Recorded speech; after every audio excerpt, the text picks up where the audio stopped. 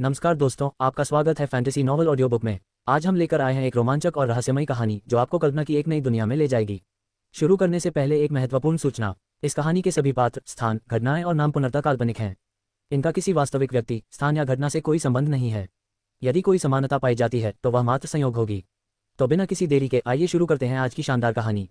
अध्याय 991, दाव अभिव्यक्ति की तैयारी।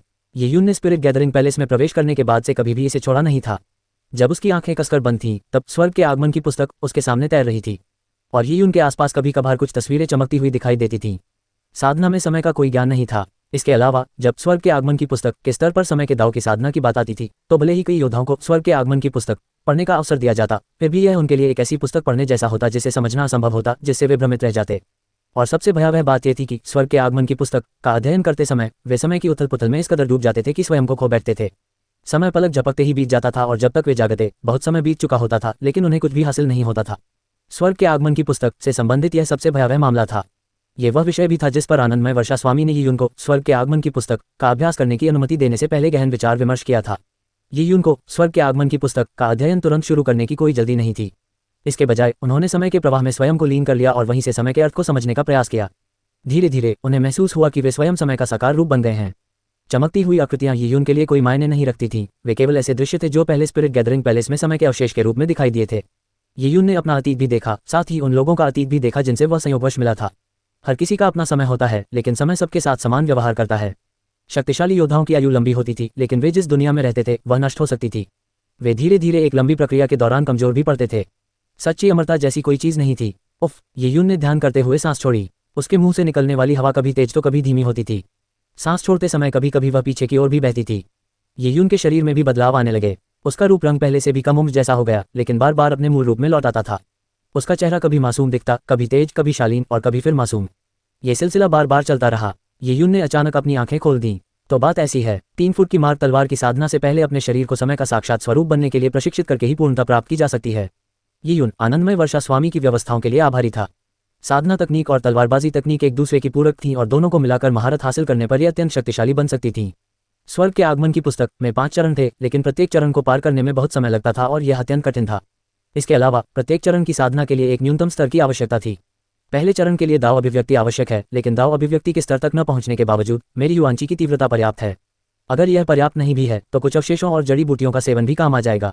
यीयुन ने अपनी अंतरस्थानिक अंगूठी से कुछ अवशेष और वह आध्यात्मिक जड़ी बूटी निकाली जो उसने धुंध भरी बारिश के द्वार से प्राप्त की थी। यह आध्यात्मिक जड़ी बूटी शुरू से ही सर्वोच्च श्रेणी की थी। मूल्यांकन के दौरान कई योद्धा इसे पाने की लालसा रखते थे, यहाँ तक कि तियान्या हाओयुए भी दाव मैनिफेस्टेशन क्षेत्र में प्रवेश करने के लिए इसे पाना चाहता था। हालांकि उन लोगों ने कभी सोचा भी नहीं था कि यीयुन इसका उपयोग किसी साधना तकनीक के अभ्यास के लिए करेगा। अपने सामने रखी स्वर्ग के आगमन की पुस्तक को देखते हुए यीयुन की गति रुक गई, क्योंकि उसके मन में यादें कौंध गईं। Shop everything you need, open AliExpress app, find best deals with discounts and free shipping, buy on AliExpress, shop everything you need, सीमो, शॉप एवरीथिंग यू नीड, सीमो। स्वर्ग के आगमन की पुस्तक का अध्ययन करने से महान महारानी हृदय सूत्र उसका अतीत बन जाएगा। तियान युआन लोक में उन्होंने लिन शिंटोंग के साथ महान महारानी हृदय सूत्र का संयुक्त अभ्यास किया था। ये सभी दृश्य कुछ क्षण पहले यीयुन की आंखों के सामने आ गए थे।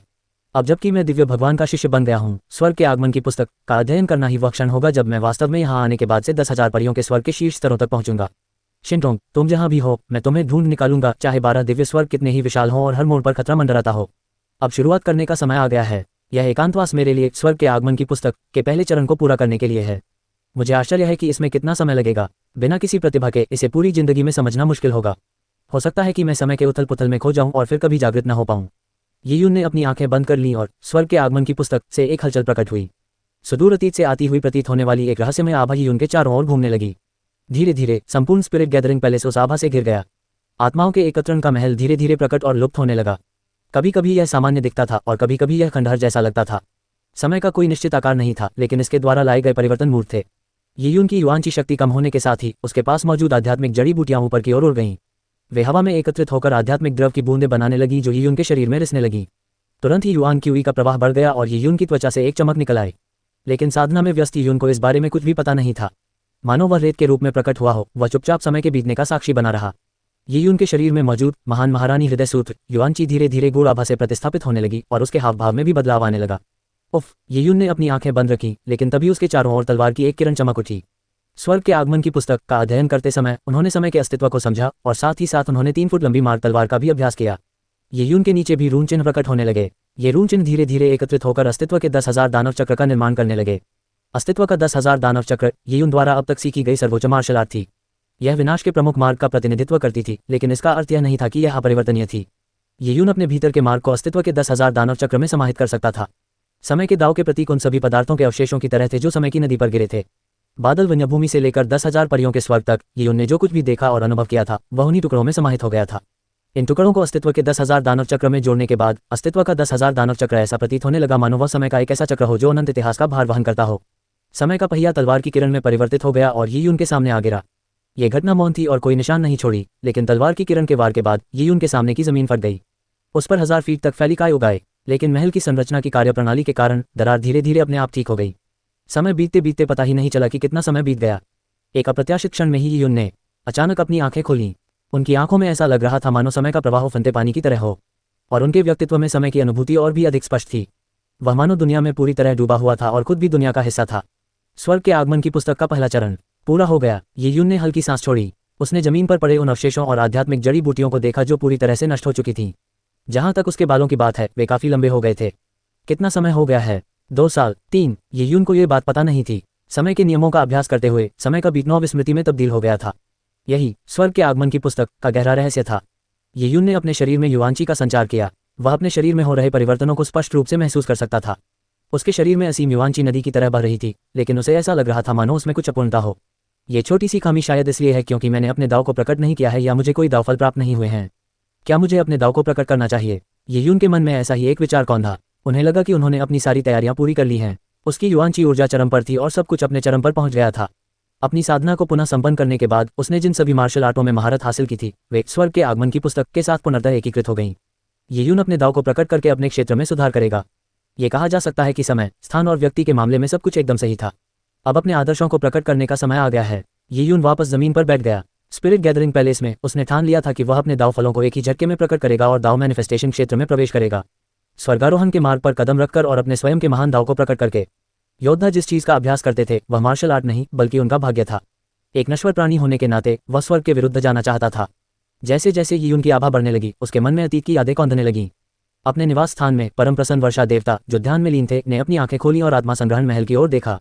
ये यून की आभा की तीव्रता बढ़ती जा रही थी। स्पिरिट गैदरिंग पैलेस के ऊपर आकाश हवा और बादलों से भरा हुआ था, लेकिन जैसे ही अपार स्वर्ग पृथ्वी युवांची एकत्रित हुई उसने अमर पर्वत के चारों ओर छाई हुई सारी धुंध को हटा दिया।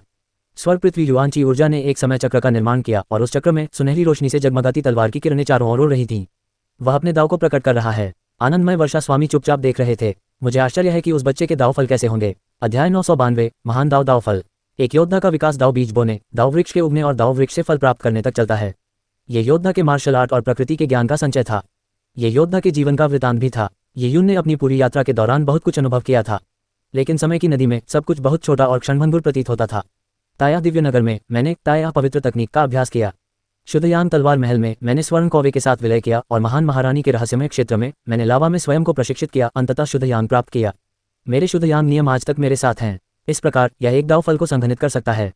बूम! ये यून के पीछे एक चमकता हुआ सूरज प्रकट हुआ। तांग घाटी की कल्पित छवि तब उभर आई जब सुनहरे कौवे ने अपने पंख फैलाए और एक जोरदार चीख निकाली। उसके विशाल सुनहरे पंख जलती हुई लपटों की तरह थे जो सब कुछ जलाकर राख कर सकते थे। इनसे दाव के ऐसे प्रतीक बने जो ब्रह्मांड की गहन आभा से भरे हुए थे और धीरे धीरे एक में विलीन हो गए। उन्होंने एक छोटी सी गेंद का रूप ले लिया जो निरंतर घूमती हुई जीवन से भरपूर थी। उस सुनहरी गेंद की सतह पर तेजस्वी सूर्य और स्वर्णिम कौवे के प्रतीक अंकित थे और गेंद के भीतर विस्फोटक शक्ति समाहित थी। यही उनका शुद्धयान दाव फल था। दाव से एक की उत्पत्ति होती है, एक से दो की, दो से तीन की और तीन से सभी चीजों की उत्पत्ति होती है। दो शब्द यिन और यांग को संदर्भित करता है। ब्रह्मांड की शुरुआत में अराजकता का जन्म हुआ, जिसके बाद वह यिन और यांग में विभाजित हो गई। यिन और यांग एक महान दाव थे। एकाकी यांग का अस्तित्व संभव नहीं था, इसलिए यद्यपि यून ने शुद्धयांग नियमों में साधना की, उसने लिन शिंटोंग द्वारा विकसित यिन के अंश को भी आत्मसात कर लिया था। इससे यून का शुद्धयांग दाव फल पूर्णता के करीब पहुंच गया। शुद्धयांग तलवार महल में मुझे क्षय की अवधारणा का ज्ञान प्राप्त हुआ। काले कवच वाले दानव देवता के साथ जीवन मरण के युद्ध में मैं काले कवच वाले दानव देवता द्वारा एक वैकल्पिक स्थानिक आयाम में फंस गया। वहां मुझे अंतरिक्ष के मार्ग का ज्ञान प्राप्त हुआ। मैंने आनंदमय वर्षा स्वामी को अपना गुरु बनाया और स्वर्ग के आगमन की पुस्तक का अध्ययन किया, जिससे 10,000 दानव अस्तित्व चक्र को समय चक्र में रूपांतरित किया। अंतरिक्ष और समय के मार्ग पर मैंने अवसरों और उपलब्धियों के साथ दूर दूर तक यात्रा की है। ये यून के शरीर से रहस्यमय प्रतीक बाहर निकले और घूमते हुए एकत्रित हो गए। भीतर आकाशीय पिंड उन प्रतीकों के साथ घूमते हुए प्रतीत हो रहे थे, मानो उन्होंने स्वयं एक छोटा ब्रह्मांड बना लिया हो। नवगठित दाव फल से एक प्राचीन और विशाल आभा निकल रही थी। कुछ समय बाद अंतरिक्ष समय के नियम धीरे धीरे दाव के रूप में प्रकट हुए। स्पेस टाइम विदरिंग दाव फल और शुद्धयांग दाव फल अगल बगल रखे थे। वे एक दूसरे को आकर्षित करते प्रतीत हो रहे थे, लेकिन वास्तविक तारामंडलों की तरह परिक्रमा करते हुए उन्होंने थोड़ी दूरी भी बनाए रखी थी। ये यून अपने अगले दाव फल को संघनित करने में लगा रहा। उसके शरीर से लगातार एक आभा निकल रही थी। यह आभा न केवल एक नियम थी, बल्कि इसमें वे अनुभव और यादें भी शामिल थीं जो यून ने मार्शल आर्ट के अभ्यास के दौरान अर्जित की थीं। ये सभी मिलकर एक दाव फल का निर्माण कर रही थीं। अपनी स्मृति में ये यून को ऐसा दृश्य दिखाई दिया जिसमें वह शुद्धयान तलवार महल के स्वामी की मूर्ति के सामने खड़ा था। तलवार का अंतहीन निशान उसकी आंखों में चुभता हुआ प्रतीत हो रहा था। शुद्धयान तलवार का निशान और 3 फुट लंबी मार्ग तलवार। मेरी तलवार की राह वही है जहां मेरा हृदय बसता है। यह अदम्य ढंग से आगे बढ़ती है। 2 छोटे छोटे तलवार के निशान हवा में आपस में मिल गए और फिर तलवार की छाया बन गई। तलवार की छाया में ये यून की आकृति दिखाई दे रही थी जब वह तलवार चला रहा था। वही यून का स्वॉर्ड दाव फल था। अंततः यह मेजर डिस्ट्रक्शन दाव फल था। ये यून के महाविनाश दाव क्षेत्र ने आनंदमय वर्षा स्वामी को भी स्पष्ट रूप से प्रभावित कर दिया था। संसार में सब कुछ, चाहे वह अंतरिक्ष समय हो, यिन-यांग हो या ब्रह्मांड, अंततः विनाश की ओर अग्रसर होगा। कुछ भी शाश्वत नहीं है। अंतरिक्ष समय और यिन-यांग दोनों ही महान दाव थे। वे उत्पत्ति के निकट थे, लेकिन विनाश का प्रमुख दाव सर्वोच्चता के महान दाव में से एक था। या शायद एक में से कहना सटीक नहीं था, क्योंकि अब तक केवल 2 ही सर्वोच्चता के महान मार्ग थे। ब्रह्मांड की उत्पत्ति के दौरान अराजकता, ब्रह्मांड के विनाश के दौरान भीषण तबाही। ग्रेट दाव जितना उत्पत्ति के करीब होता था, उसे विकसित करना उतना ही कठिन होता था। साथ ही दाव फल को संघनित करना भी स्वाभाविक रूप से उतना ही कठिन होता था। ये यून ने अपने स्पेस टाइम विदरिंग दाव फल को संघनित करने में काफी समय व्यतीत किया था, लेकिन मेजर डिस्ट्रक्शन दाव फल को संघनित करने में उसने उससे भी अधिक समय लगाया था। ये यून की युआंची लगभग पूरी तरह से समाप्त हो चुकी थी जब उसने धुंध भरी बारिश के द्वार से प्राप्त 10,000 साल पुराने 7 हृदय वाले फूल को बाहर निकाला। किसी योद्धा के लिए अपने दाव को प्रकट करना अत्यंत कठिन था, और इस प्रक्रिया के दौरान योद्धा की युआंची की भरपाई नहीं हो सकती थी। अपने दाव फल को प्रकट करने के लिए व्यक्ति को अपनी लगभग सारी युआंची को समाप्त करना पड़ता था, क्योंकि वह अपनी सारी अंतर्दृष्टि को एकत्रित करता था। ये प्रक्रिया केवल एक ही बार में पूरी की जा सकती थी। स्पिरिट गैदरिंग पैलेस के ऊपर बढ़ती हुई आभा दाव फलों की आभा के साथ मिश्रित हो गई। विभिन्न खगोलीय घटनाओं के घटित होने के साथ ही स्पिरिट गैदरिंग पैलेस में गहनता का भाव व्याप्त हो गया। परी निंगशुंग भी वहां आ चुकी थी और वह आनंदमय वर्षा स्वामी के बगल में खड़ी होकर ये दृश्य देख रही थी। ये यून के दाव फलों में एक बहुत ही प्रभावशाली अनुभूति होती है, परी निंगशुंग ने चिंतन के क्षण में कहा। जब उन्होंने अपने दाव को प्रकट किया था तब उन्होंने इस तरह की घटनाओं को घटित नहीं किया था। लगभग काम पूरा हो गया है। हमें जल्द ही परिणाम पता चल जाएगा। फेलिसिट्स रेनलॉर्ड बहुत धैर्यवान थीं। परी निंगशुंग ने सिर हिलाया और ये यून के दाव प्रकटीकरण के परिणाम की प्रतीक्षा करने लगी। ये यून की बात करें तो वह अभी भी अपनी आत्मा के सागर की दुनिया में डूबा हुआ था। दाव अभिव्यक्ति की प्रक्रिया के दौरान उन्हें धीरे धीरे ऐसा महसूस होने लगा जैसे वे स्वर्ग और पृथ्वी में एक रूप हो रहे हों। शुद्ध यांग, अंतरिक्ष समय क्षय और तलवार दाव के फल ये यून के चारों ओर घूम रहे थे। उसके नीचे विनाशकारी आभा के निरंतर आपस में गुथे होने के साथ प्रमुख विनाश दाव डोमेन प्रकट हुआ। लगभग काम पूरा हो गया है। ये यून को ऐसा ही महसूस हो रहा था। धूसर गैस का एक पिंड धीरे धीरे एक निहारिका का रूप लेने लगा, लेकिन उसमें एक भयानक आभा थी। ऐसा लग रहा था मानो उसमें प्रवेश करने वाली कोई भी चीज पूरी तरह से नष्ट हो जाएगी। और स्पिरिट गैदरिंग पैलेस के ऊपर समय समय पर एक विशालकाय प्रेत वृक्ष प्रकट होता था। सुनहरा कौवा और 9 नवजात पक्षी उसके चारों ओर उड़ते हुए लंबी लंबी दहाड़ें निकालते थे। उस विशाल वृक्ष की शाखाओं पर एक नन्ही कोमल कोमल फल में परिवर्तित हो गई। फल में एक हल्की सी आभा थी और प्रत्येक फल अलग था। ध्यान से देखने पर पता चला कि वे अलग अलग दाव फल थे, और उन दाव फलों से धीरे धीरे पत्तियां निकल रही थीं। दाव फल बन गए हैं, परी निंगशुंग ने पत्तियों को देखते हुए कहा। 6, 7 और 8 ओरेकल फे किंगडम और लुओ कबीले जैसे गुटों में 8 पत्तियों वाले दाव फल प्राप्त करना निश्चित रूप से एक बेहद आश्चर्यजनक उपलब्धि थी। हालांकि ये यून के लिए ये संख्या बहुत अधिक नहीं थी। इसे केवल औसत से ऊपर ही माना जा सकता था। ये यून के सभी दाव फल महान दाव फल हैं, फेलिसिट्स रेनलॉर्ड ने कहा। दाव मैनिफेस्टेशन क्षेत्र में किसी भी योद्धा को सर्वश्रेष्ठ माना जाएगा यदि उसके पास एक भी महान दाव फल हो। फिर भी ये उनके पास 3 थे। 3 दाव शुद्ध यांग, अंतरिक्ष समय का क्षय और विनाश का प्रमुख दाव महान दाव थे जो उत्पत्ति की ओर अग्रसर थे, विशेष रूप से विनाश का प्रमुख दाव। एक और पत्ता। परी निंगशुंग की आंखें चमक उठीं और वह स्पष्ट रूप से भावुक हो गईं। हालांकि पत्ती केवल एक कली के रूप में ही अंकुरित हुई और फिर उसका विकास रुक गया। कितनी अफसोस की बात है। परी निंगशुंग ने दया भाव से अपना चेहरा प्रकट किया। आनंदित वर्षा स्वामी के चेहरे पर भी थोड़ा सा भाव परिवर्तन आया। फिर उन्होंने शांत भाव से कहा, इसमें दयनीय कुछ भी नहीं है। एक ही समय में 3 महान दाव साधना करना और 9 पत्ती दाव फल बनाना बहुत कठिन होगा। ये यून अभी उस स्तर से थोड़ा ही पीछे है, लेकिन उसका 8 पत्ती दाव फल निश्चित रूप से श्रेष्ठ श्रेणी का है। परी निंगशुंग ने भी सिर हिलाया। 9वें पत्ते को लगभग पूरी तरह उगते हुए देखकर उसे थोड़ा अफसोस हुआ। ये यून के दाव प्रकटीकरण के पूरा होने तक प्रतीक्षा करते हैं, आनंदमय वर्षा स्वामी ने कहा। 8 पत्ती दाव फल लगभग तैयार थे, इसलिए दाव प्रकटीकरण प्रक्रिया भी जल्द ही समाप्त होने वाली थी। हालांकि उसी क्षण फेलिसिट्स रेनलॉर्ड की आंखों में आश्चर्य की एक झलक दिखाई दी। वह है, ये यून के मेजर डिस्ट्रक्शन दाव फल ने पहले ही आकार ले लिया था, लेकिन जैसे ही वह मेजर डिस्ट्रक्शन दाव फल को अन्य दाव फलों की ओर ले जाने वाला था, ये यून रुक गया। यह अंतिम चरण था, लेकिन ये यून को कुछ अजीब सा महसूस हुआ।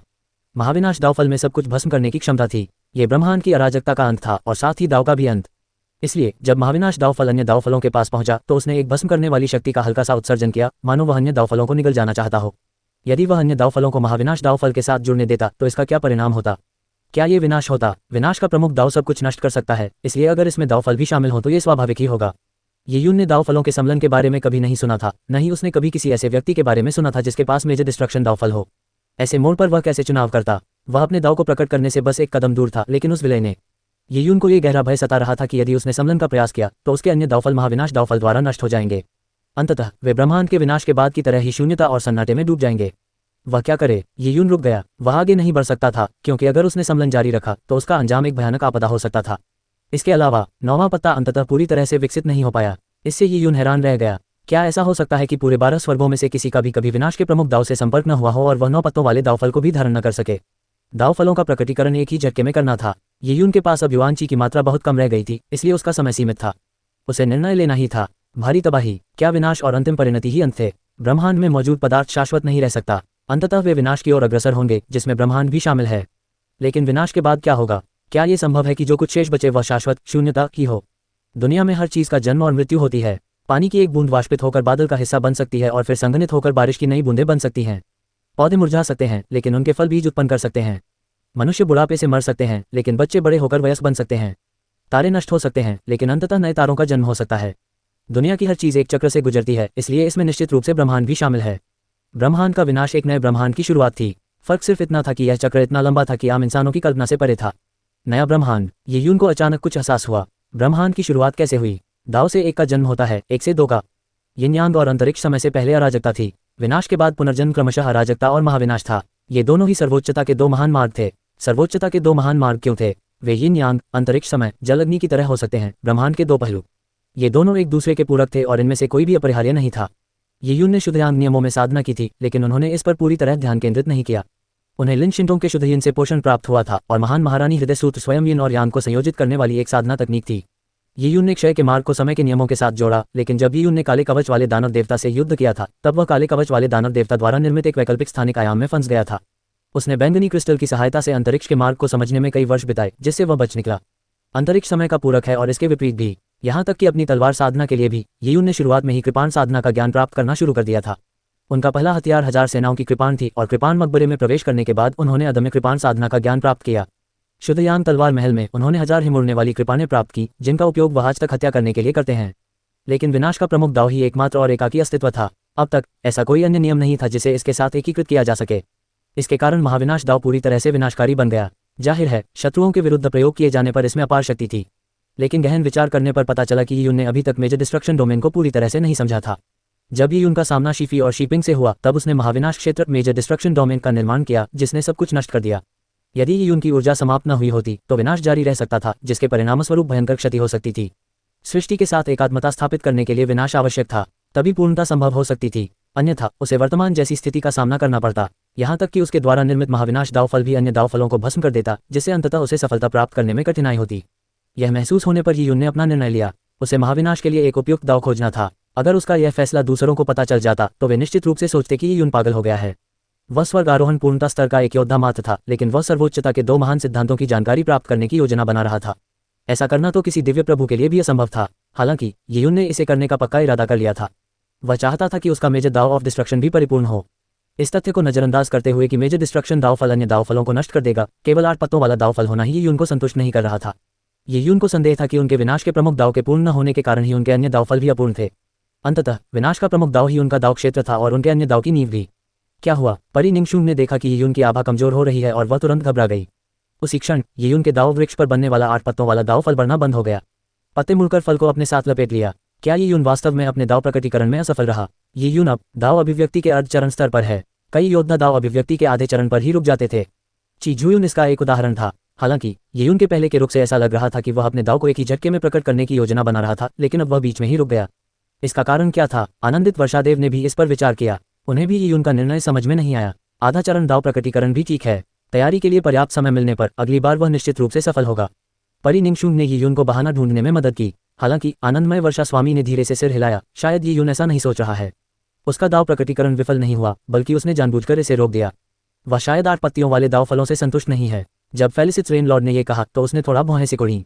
महत्वाकांक्षा रखना अच्छी बात थी, लेकिन 9 पत्ती दाव फल को संघनित करना इतना आसान कैसे हो सकता है? 9 पत्ती दाव फल बनाने में सक्षम लोग असाधारण प्रतिभा के धनी थे। इसके अलावा अधिकांश 9 पत्ती दाव फल महान दाव फल नहीं थे। यिन यांग, अंतरिक्ष समय और विनाश जैसे महान दाव के लिए 9 पत्ती वाले दाव फल को संघनित करने का प्रयास करना ही अत्यंत कठिन था। और अगर कोई अनेक दाव में साधना करना चाहे तो यह और भी अधिक कठिन हो जाएगा। आनंदमय वर्षा स्वामी ये यून द्वारा संघनित किए गए दाव फलों से पहले से ही बहुत प्रसन्न थे, लेकिन ये यून ने उन्हें बनाना बंद कर दिया था। ये यून को पूरी तरह से हार मानते देख आनंदमय वर्षा स्वामी आगे बढ़े और ये यून के सामने उड़ गए। परी निंगशून ने भी उनका अनुसरण किया। ये यून, तुमने क्यों रोक दिया? क्या तुम 8 पत्ती दाव फलों से संतुष्ट नहीं हो? तुम्हारे 8 पत्ती दाव फल 9 पत्ती के करीब पहुंच रहे हैं। इसके अलावा ये 3 महान दाव फल हैं। तलवार दाव के अतिरिक्त, हालांकि यह प्रकृति का महान दाव नहीं है, योद्धाओं के लिए कौशल के दाव के मामले में यह एक महान दाव है। परम पूज्य वर्षा देवता की स्पष्ट इच्छा थी कि यून 9 पत्ती दाव फल का निर्माण कर सके, लेकिन उन्हें डर था कि यून बहुत ऊंचा लक्ष्य रखकर अपना समय बर्बाद कर देगा। यौवन का समय बहुत अनमोल होता है, यदि इसे बर्बाद किया जाए तो यह उसकी क्षमता को प्रभावित करेगा। ये यून जानता था कि आनंदमय वर्षा स्वामी उसकी संपूर्ण दाव अभिव्यक्ति प्रक्रिया को देख रहे हैं, लेकिन उसने आनंदमय वर्षा स्वामी के प्रश्न का सीधा उत्तर नहीं दिया। इसके बजाय उसने कहा, यह शिष्य गुरु के उपदेशों को ध्यान में रखेगा। इस शिष्य का गुरु से एक प्रश्न है, यह शिष्य आदिम अराजकता के दाव में अंतर्दृष्टि कहाँ से प्राप्त कर सकेगा? क्या? आनंदमय वर्षा स्वामी स्तब्ध रह गया। आदिम अराजकता, ये यून ब्रह्मांड की सर्वोच्चता के महान मार्ग में से एक के बारे में क्यों पूछ रहा था? कहीं ऐसा तो नहीं कि आप आदिम अराजकता के बारे में जानकारी हासिल करना चाहते हैं? अध्याय 993, तलवार की ऊर्जा की 3 किरणें। हाँ, ये यून ने पूरी गंभीरता से सिर हिलाया। उसके बारे में फेलिसिस रेनलॉर्ड ने अपनी बाहें ऊपर उठाईं। आदिम अराजकता का मार्ग सीखना बहुत मुश्किल था, यहाँ तक कि परम आनंदित वर्षा स्वामी का भी अंतरिक्ष समय और ये न्यांग से परे महान दाव नियमों से कभी कोई संपर्क नहीं था। आदिम अराजकता को समझने के लिए न केवल अवसरों की आवश्यकता थी, बल्कि ऐसी अंतर्दृष्टि की भी आवश्यकता थी जो अरबों लोगों में से केवल एक के पास होती है। यह महाविनाश के नियमों से भिन्न था। महाविनाश के नियमों पर ध्यान करने का कोई अवसर नहीं था, क्योंकि ब्रह्मांड के विनाश का समय अभी आना बाकी था। आदिम अराजकता के नियमों की बात करें तो ब्रह्मांड की उत्पत्ति तो हो ही चुकी थी। इसके बारे में जानकारी प्राप्त करने के अवसर अभी भी मौजूद थे, लेकिन फिर भी 12 दिव्य स्वर्गों के वे शक्तिशाली व्यक्तित्व जो आदिम अराजकता के नियमों को जानते थे, दुर्लभ थे। इसलिए आनंदमय वर्षा स्वामी को यून के इस विषय का अध्ययन करने के अनुरोध के बारे में आशावादी महसूस करने की संभावना नहीं थी। हालांकि यून द्वारा पहले किए गए कार्यों और उनकी अपेक्षाओं से कहीं अधिक उपलब्धियों को याद करते हुए आनंदमय वर्षा स्वामी ने कहा, ब्रह्मांड अराजकता से उत्पन्न हुआ है। आदिम अराजकता पर ध्यान करने का सबसे सीधा तरीका हाल ही में अस्तित्व में आए संसारों को खोजना है। उन संसारों के माध्यम से आदिम ब्रह्मांड से जुड़ना संभव है जहां स्पष्ट आदिम अराजकता का अस्तित्व है। 12 एम्पायरियन स्वर्ग बहुत विशाल हैं, इसलिए यद्यपि ऐसे संसारों के प्रकट होने की संभावना अत्यंत कम है, फिर भी वास्तव में ऐसे कुछ स्थान मौजूद हैं। उदाहरण के लिए आदिम एम्पायरियन स्वर्ग। ये यून पहले आदिम स्वर्ग में जा चुका था और वहां उसने लुओ दिव्य हॉल की परीक्षाएं दी थीं। हालांकि जिस भूभाग पर लुओ दिव्य हॉल की परीक्षाएं आयोजित की गई थीं, वह काफी स्थिर जगह थी। यह ऐसी जगह थी जो अराजकता के नियमों पर चिंतन करने के लिए स्वाभाविक रूप से अनुपयुक्त थी। अराजकता के नियमों के चिंतन के लिए उपयुक्त स्थानों की बात करें तो ये यून अकेले वहां नहीं जा सका। मेरे साथ गए बिना तुम आदिम स्वर्ग तक नहीं पहुंच पाओगे। आनंदमय वर्षा स्वामी ने चुपचाप आह भरी, मानो वह किसी मुश्किल परिस्थिति में फंस गया हो। परम आनंदित वर्षा स्वामी ने पहले कहा था कि उन्हें कुछ वर्षों में कुछ काम निपटाने हैं, और कुछ वर्ष बीत चुके थे। इस दौरान उन्होंने ये यून की साधना और निवास में अपने दाव को प्रकट करने के प्रयास को देखा। अब उनके जाने का समय आ गया था। आनंदमय वर्षा देव ने कुछ क्षण विचार करने के बाद कहा, अपने दाव को बीच में ही प्रकट करने का विचार छोड़ देने का अर्थ है कि आपने इस पर अच्छी तरह से विचार किया है। ऐसे में मेरे साथ नीले वन के महान लोक में चलिए।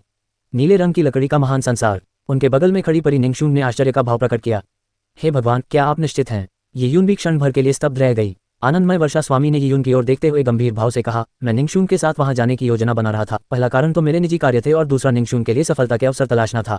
यदि तुम दाव अभिव्यक्ति के शिखर पर होते तो बिना कहे भी मैं तुम्हें साथ ले जाता। नीले लकड़ी के महान लोक में बहुत सारे अवसर हैं, लेकिन अब यह मजबूरी का नतीजा है। एजोर वुड ग्रेट वर्ल्ड में प्रवेश करने के लिए आपकी साधना का स्तर बहुत कम है। वहां तो दाव पैलेस क्षेत्र के योद्धाओं को भी बहुत सावधानी से चलना पड़ता है, फेलिसिस रेनलॉर्ड ने कहा। नीले जंगल के विशाल संसार में दाव महल के योद्धाओं को बहुत सावधानी से चलना पड़ता था। ये यून अभी दाव अभिव्यक्ति के आधे चरण पर ही था, यानी 2 पूर्ण स्तरों की दूरी पर। इसलिए यह आश्चर्य की बात नहीं थी कि आनंदमय वर्षा स्वामी ने पहले इस मामले पर विचार नहीं किया था, लेकिन अब उन्होंने इस मामले पर फैसला इसलिए लिया क्योंकि ये यून आदिम अराजकता का अध्ययन करना चाहती थी। तुम्हें अब भी इस बात का अंदाजा नहीं है कि एजोर वुड ग्रेट वर्ल्ड कितनी अद्भुत जगह है। यह एक ऐसी दुनिया है जो जीवन और मृत्यु के बीच जुड़ रही है। एजोर वुड ग्रेट वर्ल्ड में एक नई दुनिया का जन्म होता है और इसके परिणामस्वरूप पुरानी एजोर वुड ग्रेट वर्ल्ड रह रही है। आनंदमय वर्षा देवता की बात सुनकर ये यून दंग रह गया। क्या ऐसी भी कोई दुनिया होती है? यह महज संयोग नहीं हो सकता। पिछली बार जब मैंने एजोर वुड ग्रेट वर्ल्ड में प्रवेश किया था तो मैंने एक वरिष्ठ द्वारा छोड़े गए निशान देखे थे। फेलिसिस रेनलॉर्ड ने यादों में खोते हुए कहा, मैं एजोर वुड ग्रेट वर्ल्ड में इसलिए भी प्रवेश कर रहा हूं क्योंकि मुझे उस वरिष्ठ की याद आ रही है। उस वरिष्ठ की मार्शल आर्ट अतुलनीय है, ऐसी मैंने पहले कभी नहीं देखी। शायद उस वरिष्ठ के पदचिन्हों पर चलकर मैं सर्वोच्च मार्शल आर्ट का मार्ग पा सकूं। उद्धरण चिन्ह। ये यून को आनंदमय वर्षा स्वामी की आंखों में एक लालसा दिखाई दी। फेलिसिस रेनलॉर्ड जैसे योद्धा के लिए सर्वोच्च युद्ध कौशल का मार्ग जीवन भर का लक्ष्य था। हालांकि जब एजोर वुड ग्रेट वर्ल्ड रहने लगा तो उसे करोड़ों वर्षों तक छोड़ दिया गया।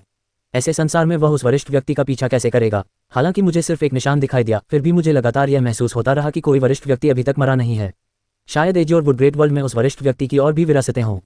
यह भी संभव है कि वह वरिष्ठ व्यक्ति अभी जीवित हो। अगर ऐसा है तो शायद मैं उस वरिष्ठ व्यक्ति को ढूंढ पाऊंगी। फेलिसिस रेनलॉर्ड ने आशा से भरे स्वर में कहा।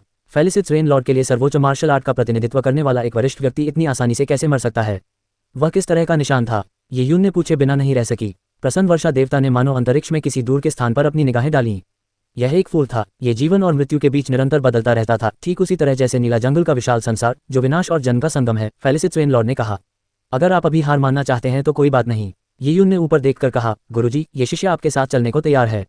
मार्शल आर्ट का मार्ग कठिनाइयों से भरा था। ये यून लाखों वर्षों के बाद मिट्टी में मिल जाने को तैयार नहीं था। वह मार्शल आर्ट के शिखर पर चढ़ने का प्रयास करना चाहता था। अनादिकाल से जो लोग दिव्य स्वामी बन सकते थे वे सभी प्रतिभाशाली लोग थे जिन्होंने जीवन में बड़ी कठिनाइयों का सामना किया और अनगिनत अवसरों से रूबरू हुए। यदि ऐसा नहीं होता तो वे अरबों योद्धाओं को पछाड़कर शिखर तक कैसे पहुंच पाते? और ये यून ने अपने लिए जो लक्ष्य निर्धारित किया था वह केवल दिव्य स्वामी बनने तक सीमित नहीं था। क्या आपने इस बारे में अच्छी तरह सोच विचार कर लिया है? इस शिष्य ने पहले ही इस बारे में अच्छी तरह सोच लिया है, ये यून ने गंभीरता से कहा। आनंदमय वर्षा स्वामी ने ये यून की ओर देखा और सिर हिलाया। नीले वन के महान लोग की हमारी यात्रा में संभवतः अन्य संप्रदायों और देशों के कई लोग साथ आएंगे। हालांकि सर्वोच्च स्तर के वे पुराने सन की लोग नीले वन के महान लोग के मुख्य क्षेत्र को निशाना बनाएंगे। यह एक ऐसी जगह है जहां आप किसी भी तरह से प्रवेश नहीं कर सकते। जहां तक आपकी वास्तविक शक्ति की बात है वह दाव अभिव्यक्ति क्षेत्र के शिखर के आसपास होनी चाहिए, लेकिन जो लोग जा रहे हैं वे अधिकतर दाव महल क्षेत्र के होंगे। दाव अभिव्यक्ति क्षेत्र में बहुत कम लोग होंगे। इसके अलावा आपको जिन चुनौतियों का सामना करना पड़ेगा वे उनसे अलग होंगी। आपको हर चीज के लिए खुद पर निर्भर रहना होगा। आपके गुरु के रूप में मैं आपको 3 सुरक्षात्मक तलवार की शक्ति प्रदान करूंगा। ये कहते ही आनंदमय वर्षा देवता ने अपना हाथ बढ़ाकर हवा में एक गहरा प्रतीक चिन्ह बनाया और उसे यीयून की भौहों के बीचों बीच रख दिया। तुरंत ही एक अत्यंत तीव्र आभा यीयून की ओर बढ़ी। उसके आत्मा सागर में 3 फुट की मार तलवार के बगल में 3 छोटी घूमती हुई तलवारें थीं। यीयून ने केवल उन छोटी तलवारों की जांच करके ही उनकी भयावह शक्ति को महसूस कर लिया था। यीयून के आत्मसागर और साधना स्तर के साथ वह केवल तलवार की ऊर्जा की 3 किरणों को ही समाहित कर सकता था। तलवार की ऊर्जा की ये 3 किरणें मैंने उत्पन्न की हैं, लेकिन आपकी साधना का स्तर बहुत कम है। शायद ये अपनी आधी शक्ति भी उत्पन्न नहीं कर पाएंगी। फिर भी ये आपके जीवन की रक्षा के लिए उपयोगी उपकरण साबित होंगी। यह मत सोचो कि तुम तलवारची के साथ अजय हो। विभिन्न बड़े संप्रदायों और फिर राज्यों के लोग और विलक्षण प्राणी आमतौर पर अपने गुप्त दांव खेलते हैं, और एज और वुड ग्रेट वर्ल्ड में हत्या करना किसी की क्षमता पर निर्भर करता है। जीवन और मृत्यु पर अधिकार उसी के पास है, इसलिए भले ही तुम मेरे शिष्य हो, मेरा नाम तुम्हारे लिए कोई बड़ा खतरा नहीं होगा। एक स्वतंत्र दुनिया में अगर किसी की मृत्यु हो जाती थी तो अपराधी कौन था यह अज्ञात रहता था, इसलिए बदला लेने की कोई गुंजाइश ही नहीं थी। इसके अलावा यह आमतौर पर समान स्तर के लोगों के बीच जीवन मरण का संघर्ष होता था। मारे जाने का मतलब केवल यह था कि वह दूसरों से हीन था, इसलिए फेलिसिस रेनलॉर्ड के पास बदला लेने का कोई कारण नहीं था। धन्यवाद गुरुजी, यीयून ने कहा। तलवार की शक्ति के कारण वह स्वाभाविक रूप से मनमानी नहीं करेगा। ये शक्तियां उसकी सुरक्षा सुनिश्चित करने के लिए गुप्त रूप से रखी गई थीं। जितना हो सके उतनी खेती करने की पूरी कोशिश करें। आखिरी समय में कुछ तैयारियां करना भी फायदेमंद होता है, फेलिसिस रेनलॉर्ड ने कहा। यीयून के जाने के बाद परी निंगशुंग ने आह भरी और कहा, यीयून की आकांक्षाएं बहुत ऊंची हैं। मुझे आश्चर्य है कि यह उसके लिए आशीर्वाद है या अभिशाप। मुझे भी चिंता हो रही है, फेलिसिस रेनलॉर्ड ने दूर देखते हुए कहा। लेकिन अगर किसी योद्धा की कोई आकांक्षा नहीं है तो वह भी ज्यादा आगे नहीं बढ़ पाएगा। परी निंगशुंग समझ गई थी कि आनंदमय वर्षा स्वामी यीयून के निर्णय और संकल्प का समर्थन नहीं कर रहे थे, लेकिन अपने मन में आनंदमय वर्षा स्वामी यीयून के युद्ध कौशल को पहचानते थे, अन्यथा वे उसे तलवार की 3 किरणें प्रदान नहीं करते। वह हजारों वर्षों से फेलिसिस रेनलॉर्ड का अनुसरण कर रही थी। फेलिसिस रेनलॉर्ड का शौर्य हृदय भी अत्यंत दृढ़ था, अन्यथा वे 12वें स्वर्ग में सबसे कम उम्र के दिव्य स्वामी न बन पाते। यीयून के फेलिसिस रेनलॉर्ड का शिष्य बनने का एक कारण फेलिसिस रेनलॉर्ड द्वारा उसके शौर्य हृदय की स्वीकृति भी थी। ऐसे दृढ़ संकल्प के बिना असाधारण प्रतिभा होने के बावजूद भी व्यक्ति अंततः औसत दर्जे का ही रह जाता है। साधना की प्रक्रिया में योद्धाओं को अनेक प्रलोभनों का सामना करना पड़ता है। साधारण दाव अभिव्यक्ति स्तर के योद्धा भी मध्य स्तरीय संप्रदाय के वरिष्ठ या अतिथि वरिष्ठ बन सकते हैं। वे दीर्घायु जीवन व्यतीत कर सकते हैं और राजा के समान विलासितापूर्ण जीवन शैली जी सकते हैं। लेकिन मार्शल आर्ट का सफर अकेला और अंधकार में था। इस रास्ते में कई अनिश्चितताएं थीं। जल्द ही हम एज और वुड ग्रेट वर्ल्ड में प्रवेश कर सकेंगे, फेलिसिस रेनलॉर्ड ने उत्सुकता से कहा। उसने घर के आकाश की ओर देखा जिसमें बाहर की दुनिया का प्रतिबिंब दिख रहा था। उस समय बाहर अंधेरा था और जगमगाते तारे आकाशगंगा की क्षीर भुजा बना रहे थे। ये बेहद खूबसूरत दृश्य था, और स्पिरिट गैदरिंग पैलेस के अंदर यीयून भी आकाशगंगा की दूधिया भुजा को देख रही थी। चाहे अभी हो या जब वह एक नश्वर प्राणी थे, ऐसा दृश्य वास्तव में मंत्रमुग्ध कर देने वाला था। प्रत्येक तारा अपने आप में एक विशाल संसार का प्रतिनिधित्व कर सकता है, और इस आकाशगंगा के विस्तार में अनगिनत विशाल संसार थे जिनमें खरबों जीव रहते थे। यीयून स्पिरिट गैदरिंग पैलेस में बैठे बैठे आकाशगंगा के तारों से अपनी दूरी के बारे में सोचने लगे। लेकिन जब उन्होंने अपना हाथ बढ़ाया तो ऐसा लगा मानो तारे ठीक उनके सामने हों। अध्याय 994। शत्रु अक्सर एक दूसरे के रास्ते में आ जाते हैं। कुछ महीनों बाद तैरते हुए द्वीप पर एक चकाचौंध भरी और तारों जैसी रोशनी चमकी। ईश्वरीय स्वामी चले गए हैं। ओरेकल फे किंगडम के शाही कुलपति ने दूर से प्रकाश के उस तारेनुमा विस्फोट को देखा। वे प्रकाश की उस चमक से उत्पन्न भयानक शक्ति को महसूस कर सकते थे। हालांकि तैरता हुआ द्वीप अभी भी सीलबंद था। लगभग 1 साल पहले फेलिसिस रेनलॉर्ड ने कई मामलों को सुलझा लिया था। उनके नामात्र के शिष्य ओरेकल फे किंगडम में रहकर साधना करेंगे, और तैरते हुए द्वीप पर चीजुयुन तारों की चमकती रोशनी को देखती रही। हम तो पहले से ही अलग अलग दुनिया के लोग हैं। हालांकि मुझे नहीं पता कि आप कहाँ जा रहे हैं, फिर भी मैं आपको शुभकामनाएं देता हूँ। चीजुयुन ने अपना सिर झुकाया और अपने हाथ में पकड़े भाले को आगे की ओर धकेलना जारी रखा। बूम! ची जुयुन के सामने एक विशाल पर्वत घनी घनी दरारों से ढका हुआ था। पर्वत का लगभग आधा हिस्सा गायब हो चुका था। हालांकि वह यीयुन का पीछा नहीं कर सका, फिर भी ची जुयुन अपने मार्शल मार्ग पर चलना चाहता था। तारों के बीच सिंकहोल तक का सफर लंबा होगा। मेटियोर क्रूजर की गति को देखते हुए भी इसमें कुछ दिन लगेंगे। समय बिताने के लिए मेरे साथ गो का एक गेम क्यों नहीं खेलते? फेलिसिट रेन लॉर्ड ने अपने सामने बैठे यीयुन से कहा। यीयुन, जो कुछ वर्षों से अपने घर से बाहर नहीं निकला था, उसकी शक्ल सूरत में कोई बदलाव नहीं आया था।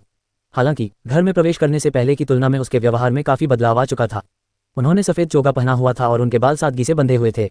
उनकी आंखें रात के अंधेरे जैसी थीं, जिनमें बीच बीच में गहरे चिन्ह चमकते थे और उनसे एक रहस्यमय आभा निकलती थी। ये शिष्य गो खेलने में उतना अच्छा नहीं है। गुरुजी, कृपया मुझ पर थोड़ी नरमी बरतें, यीयुन ने मुस्कुराते हुए कहा। जैसे ही उसने अपना हाथ आगे बढ़ाया, उसकी उंगलियों के चारों ओर प्रकाश की एक घूमती हुई किरण कौंध गई। यह एक क्रिस्टलीय शतरंज के मोहरे में तब्दील हो गई, जो जेड की तरह गर्म था, जिसे उसने धीरे से बोर्ड पर रख दिया। जब भी समय मिले, गो खेलने की कोशिश करें। यह आपको ध्यान केंद्रित करने और खुद को निखारने में मदद कर सकता है। यह मन और शरीर का एक तरह का विकास है, फेलिसिट रेन लॉर्ड ने शून्य से एक अंश को संक्षेपित करते हुए कहा। परी निंगशुंग बगल से देख रही थी और उसने हल्की सी मुस्कान बिखेरते हुए कहा, तुम दोनों काफी हद तक एक जैसे हो। यह अच्छी बात नहीं है। अगर वह मेरी तरह है तो वह केवल नफरत ही आकर्षित करेगा, फेलिसिट रेन लॉर्ड हंसते हुए बोली। उसके दुश्मनों की कोई कमी नहीं थी। गो का खेल 3 दिनों तक चला। चौथे दिन की सुबह मेटियोर क्रूजर एक विचित्र दुनिया में प्रवेश कर गया। तारों की रोशनी मंद थी और अंतरिक्ष में कई काले भंवर घूम रहे थे। चारों ओर विभिन्न आकारों के भूरे ग्रह और चट्टानें तैर रही थीं। ये ग्रह अधिकतर शांत थे और उन पर जीवन का कोई नामोनिशान नहीं था। और उन ग्रहों से विभिन्न प्रकार की ऊर्जाएं निकलती थीं, जिनमें से अधिकांश ऊर्जाओं से लोगों को खतरे का आभास होता था। ग्रहों के बीच अंतरिक्ष समय में उथल पुथल थी। फेलिसिट रेन लॉर्ड के मेटियोर क्रूजर को अंतरिक्ष समय के नियमों का संरक्षण प्राप्त था, इसलिए अंतरिक्ष समय की उथल पुथल से गुजरते समय उस पर कोई असर नहीं पड़ा। उन्हें खिड़कियों के बाहर केवल विकृत अंतरिक्ष और अनगिनत चमकती रोशनी दिखाई दे रही थी।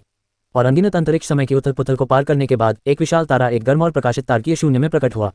अभी शर्त लगाओ, ONS 777।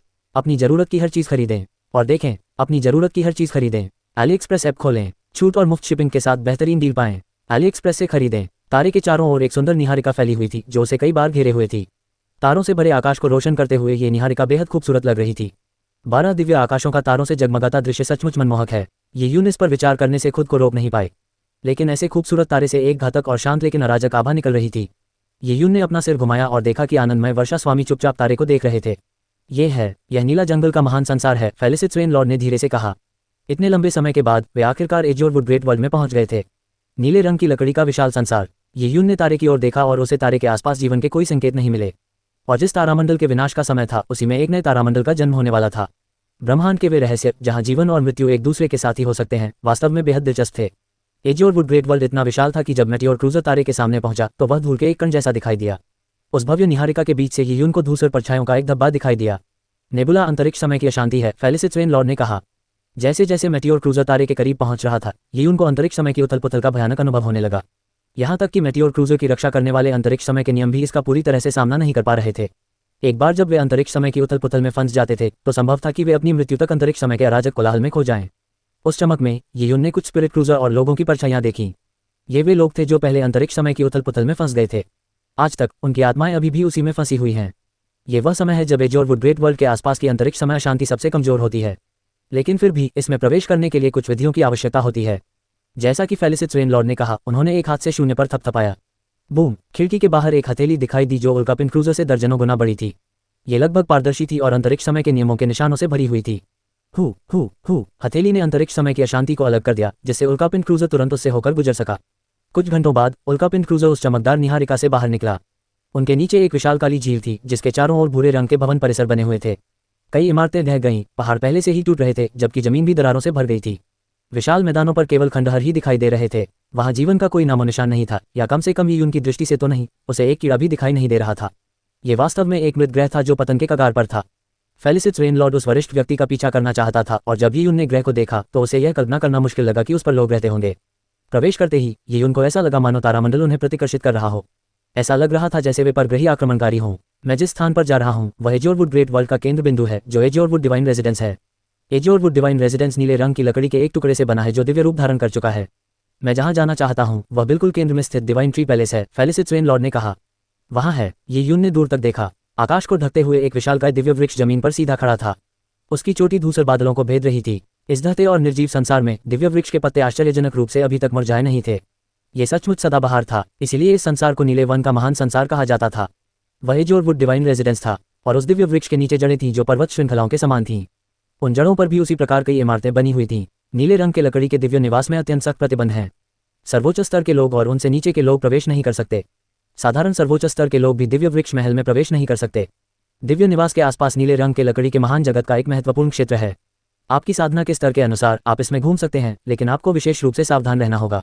नीले रंग की महान दुनिया इस समय ढह रही है, जबकि नई दुनिया अभी अपने प्रारंभिक चरण में है। यहाँ के नियम अस्त व्यस्त हैं, इसलिए अप्रत्याशित खतरे उत्पन्न हो सकते हैं। नीले रंग की महान दुनिया के पतन से अतीत के प्रतिबंध, संरचनाएं और मोहरें प्रभावित हुई हैं। इनमें से कुछ क्षतिग्रस्त हो गई हैं, लेकिन कुछ और भी भयावह हो गई हैं। और भी लोग हैं, मुझे पहले से ही कई आभाओं का आभास हो रहा है। वे लोग वाकई बहुत तेज हैं। जैसे ही फेलिसिस रेनलॉर्ड ने यह कहा, अचानक एक विशाल आभा चारों ओर फैल गई। वह आभा उनके पास से बस छूकर गुजरी और गायब हो गई। फेलिसिस रेनलॉर्ड ने थोड़ा भौहें चढ़ाते हुए कहा, अमर वर्षा संप्रदाय के लोग भी आ गए हैं। वे मेरा इंतजार कर रहे हैं। जैसे ही फेलिसिस रेनलॉर्ड ने यह कहा, दूर आकाश में एक विशाल खोपड़ी प्रकट हुई। बैंगनी लपटों से जलती हुई वह खोपड़ी धीरे धीरे ऊपर की ओर तैरने लगी। हालांकि वह अभी भी बहुत दूर था, ये उनको ऐसा महसूस हो रहा था मानो उस विशाल खोपड़ी से उसका जीवन रक्त उत्तेजित हो रहा हो। वह है उद्धरण चिन्ह। ये यून उस अजीब और भयावह आभा को महसूस करके स्तब्ध रह गया, जिससे वह परिचित तो था लेकिन जिससे उसे बेहद नफरत थी।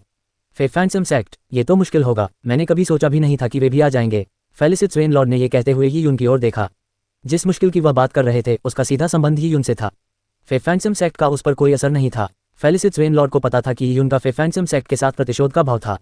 फैंटम संप्रदाय 6 देशीय गठबंधन को हड़पना चाहता था और कई साल पहले ये उनको फैंटम संप्रदाय द्वारा लगभग हत्या कर दी गई थी, जब वह फेलिसिस रेनलॉर्ड के शिष्य भर्ती मूल्यांकन में भाग लेने के लिए ओरेकल फे किंगडम में पहुंचा था। उस समय फैंटम संप्रदाय ने 2 विशेषज्ञों को भेजा था। तर्कसंगत रूप से देखा जाए तो ये उनकी निश्चित रूप से मृत्यु हो जानी चाहिए थी, लेकिन चमत्कारिक रूप से वह बच गया। इससे फैंटम संप्रदाय चकित रह गया और उन्हें सबसे ज्यादा आश्चर्य इस बात से हुआ कि ये फेलिसिस रेनलॉर्ड का निजी शिष्य बन गया। इसलिए ये उनकी स्थिति फैंटम संप्रदाय के लिए बेहद नाजुक थी। एक तरफ वे पहले ही ये उनके दुश्मन बन चुके थे। ये यून का भविष्य जितना उज्जवल होता जा रहा था, उतना ही वे नहीं चाहते थे कि यून पूरी तरह से परिपक्व हो पाए। दूसरी ओर परम आनंदमय वर्षा देवता के शिष्य होने के नाते ये यून ऐसा व्यक्ति नहीं था जिसकी वे लापरवाही से हत्या करने का साहस कर सकें। ऐसा करने पर उन्हें भारी कीमत चुकानी पड़ती। हालांकि एज और वुडग्रेट वर्ल्ड में स्थिति बिल्कुल अलग थी। खोपड़ी करीब आती गई, यहाँ तक कि यून को भी उम्मीद नहीं थी कि फैंटम संप्रदाय भी साथ आ जाएगा। ये बात कितनी सच है कि दुश्मन अक्सर एक दूसरे के रास्ते में आ जाते हैं। ये यून, चूंकि फैंटम संप्रदाय वास्तव में आ गया है, जबकि मैं एज और वुडग्रेट वर्ल्ड के केंद्र में रहूंगा, तुम्हारा क्या हाल है? तुम्हारी क्या योजनाएं हैं? अध्याय 995, राक्षसी आंख, दिव्य स्वामी। ये यून जानता था कि अगर फैंटम संप्रदाय भी एज और वुडग्रेट वर्ल्ड में मौजूद है तो उसके लिए कितना खतरा होगा। हालांकि अगर वह इस अभियान को छोड़ देता तो ये उनको ये पता नहीं था कि उसे आदिम अराजकता के मार्ग का ज्ञान कब और कहां से मिलेगा। इससे केवल यही होगा कि वह अपने प्रमुख विनाश मार्ग फल को प्राप्त करने में असफल हो जाएगा। समय उनके लिए अनमोल था, इसलिए वे और देरी नहीं कर सकते थे। अगर वे इस अवसर को खो देते तो ये भविष्य में फिर कभी नहीं मिलता। गुरुजी, चूंकि मैं पहले से ही यहाँ हूँ, इसलिए मेरा वापस जाने का कोई इरादा नहीं है। ठीक है, बहुत बढ़िया। आनंदमय वर्षा स्वामी ने सिर हिलाया। हालांकि वह जानता था कि ये उनका चुनाव बेहद खतरनाक था, फिर भी उसने ये उनके साहस की प्रशंसा की। उसी क्षण एक भयानक छाया उस विशाल खोपड़ी से निकली। उस भयानक छाया के साथ साथ कुछ आकृतियां भी उड़ रही थीं। वह भयानक परछाई शून्य में बहुत विशाल दिखाई दी। ऐसा प्रतीत नहीं हो रहा था कि वह आसपास के वातावरण के साथ सामंजस्य में मौजूद है, क्योंकि परछाई के चारों ओर बड़े बड़े विकृत रूप दिखाई दे रहे थे। ऐसा लग रहा था मानो वह किसी दूसरी दुनिया से आए हो। शुभ वर्षा, एक भयावह और अजीब सी आभा मंडरा उठी और ये को ऐसा लगा जैसे उसकी आत्मा में एक बेहद ठंडी आंधी आ गई हो। उसकी आत्मा मानो जमकर सील हो गई हो। हालांकि जब वह आभा फेलिसिस रेनलॉर्ड के पास पहुंची तो उसकी ठंडी सी गुर्राहट ने उस आभा को पूरी तरह से गायब कर दिया। तुम मुझसे इस तरह रूखा व्यवहार क्यों कर रहे हो? ये तो बस एक अभिवादन है। मुझे कुछ समय पहले तुम्हारे शिष्य की भर्ती के बारे में पता चला था। दरअसल मैंने कुछ साधारण शिष्यों को तुम्हारे पास मूल्यांकन के लिए भेजने की योजना बनाई थी, ताकि पता चल सके कि क्या वे तुम्हारा ध्यान आकर्षित कर पाते हैं। क्या ये तुम्हारा नया भर्ती किया गया शिष्य है? ये यून को कुछ ऐसी भेदक निगाहों का एहसास हुआ जो उसकी आत्मा को भेदने की कोशिश कर रही थी। ये यून को 2 निगाहें जानी पहचानी लगीं। जिन 2 सर्वोच्च शक्तियों ने उनकी हत्या का प्रयास किया था, वे भी यहाँ मौजूद थीं। ये यून गुई हुआजी और दाववादी यूमिंग के नाम और रूप को कभी नहीं भूल सकता था। अगर ईश्वर आगमन टावर न होता तो वे उसे मार डालते। और उसके साथ चल रहे एल्डर दुवानमू और एल्डरशी बुरी तरह घायल हो गए थे। इससे एल्डरशी की उस सफलता की आकांक्षाओं को काफी ठेस पहुंची होगी जिसके लिए वे तैयारी कर रहे थे। क्या तुम मुझसे लड़ना चाहते हो? फेलिसिस रेनलॉर्ड ने ठंडे स्वर में पूछा। हाँ, इतना गंभीर क्यों हो रहे हो? फिर मिलते हैं दिव्य निवास में। उस भयानक परछाई ने एक डरावनी हंसी हंसी, फिर वह लंबी होकर शून्य में एक लाल रेखा में बदल गई और अजीब तरह से गायब हो गई। वह भयानक छाया जा चुकी थी। ये यून को तुरंत ही दबाव गायब होने का एहसास हुआ। वह व्यक्ति, उस भयानक परछाई ने स्पष्ट रूप से फेलिसिस रेनलॉर्ड को पहचान लिया था। फैंटम संप्रदाय के दानवी नेत्र दिव्य स्वामी, साथ ही फैंटम संप्रदाय के लगभग 1 दर्जन सर्वोच्च गुरु भी आए हैं। आनंदमय वर्षा स्वामी का चेहरा पीला पड़ गया था। वह भी आ गया है। वह दानवी नेत्र दिव्य स्वामी उस दुष्ट कुत्ते की तरह है जो किसी चीज की गंध मिलते ही झपट पड़ता है। ये यून ने पहले सुना था कि फैंटम संप्रदाय के इतने अत्याचारी व्यवहार का कारण यह था कि उसने एक दिव्य स्वामी को जन्म दिया था। तो वह भयानक छाया ही थी। क्या उसके बगल में खड़े 2 सर्वोच्चों ने ही तुम पर हमला किया था? फेलिसिस रेनलॉर्ड ने अचानक पूछा। उसने ये भी महसूस किया कि दोनों सर्वोच्च अधिकारियों ने ये यून की ओर असामान्य रूप से देखा। हाँ, ये यून ने सिर हिलाते हुए कहा। फेलिसिट्स रेन लॉर्ड की आंखों में हल्की सी ठंडक झलक उठी। वे एजोरवुड डिवाइन रेजिडेंस में कुछ भी नहीं है और डेमोनिक आई डिवाइन लॉर्ड का लक्ष्य भी संभवतः एजोरवुड डिवाइन रेजिडेंस ही है। फेफेंसम संप्रदाय के दिव्य स्वामी और सर्वोच्च अधिकारी एजोरवुड दिव्य निवास में प्रवेश करेंगे, इसलिए ही उनको उनसे कोई नुकसान पहुंचने की आशंका नहीं थी। और यद्यपि फेलिसिट्स रेन लॉर्ड का इरादा दोनों सर्वोच्च अधिकारियों को मारने का था, वे भी मूर्ख नहीं थे। वे संभवतः डेमोनिक आई दिव्य स्वामी के करीब ही रहेंगे। इसके बाद वह विशाल खोपड़ी तेजी से वहां से चली गई। आनंदित वर्षा स्वामी ने विशाल खोपड़ी को गायब होते देखा। हालांकि उनका स्वभाव अपनी इच्छा के अनुसार कार्य करने का था, लेकिन यदि पास में ही स्थित दानवी नेत्र दिव्य स्वामी उन्हें देख न रहे होते तो वे ही उनकी हत्या करने में सक्षम फेफेंसम संप्रदाय की सभी युवा पीढ़ी को नष्ट कर देते। मैं डेमोनिक आई डिवाइन लॉर्ड और उनके साथियों को अकेले दिव्य निवास में प्रवेश नहीं करने दे सकता। मुझे भी अंदर जाना होगा। मेरी दृष्टि केवल अस्थायी रूप से ही उन्हें तुम्हारा पीछा करने से रोक सकती है।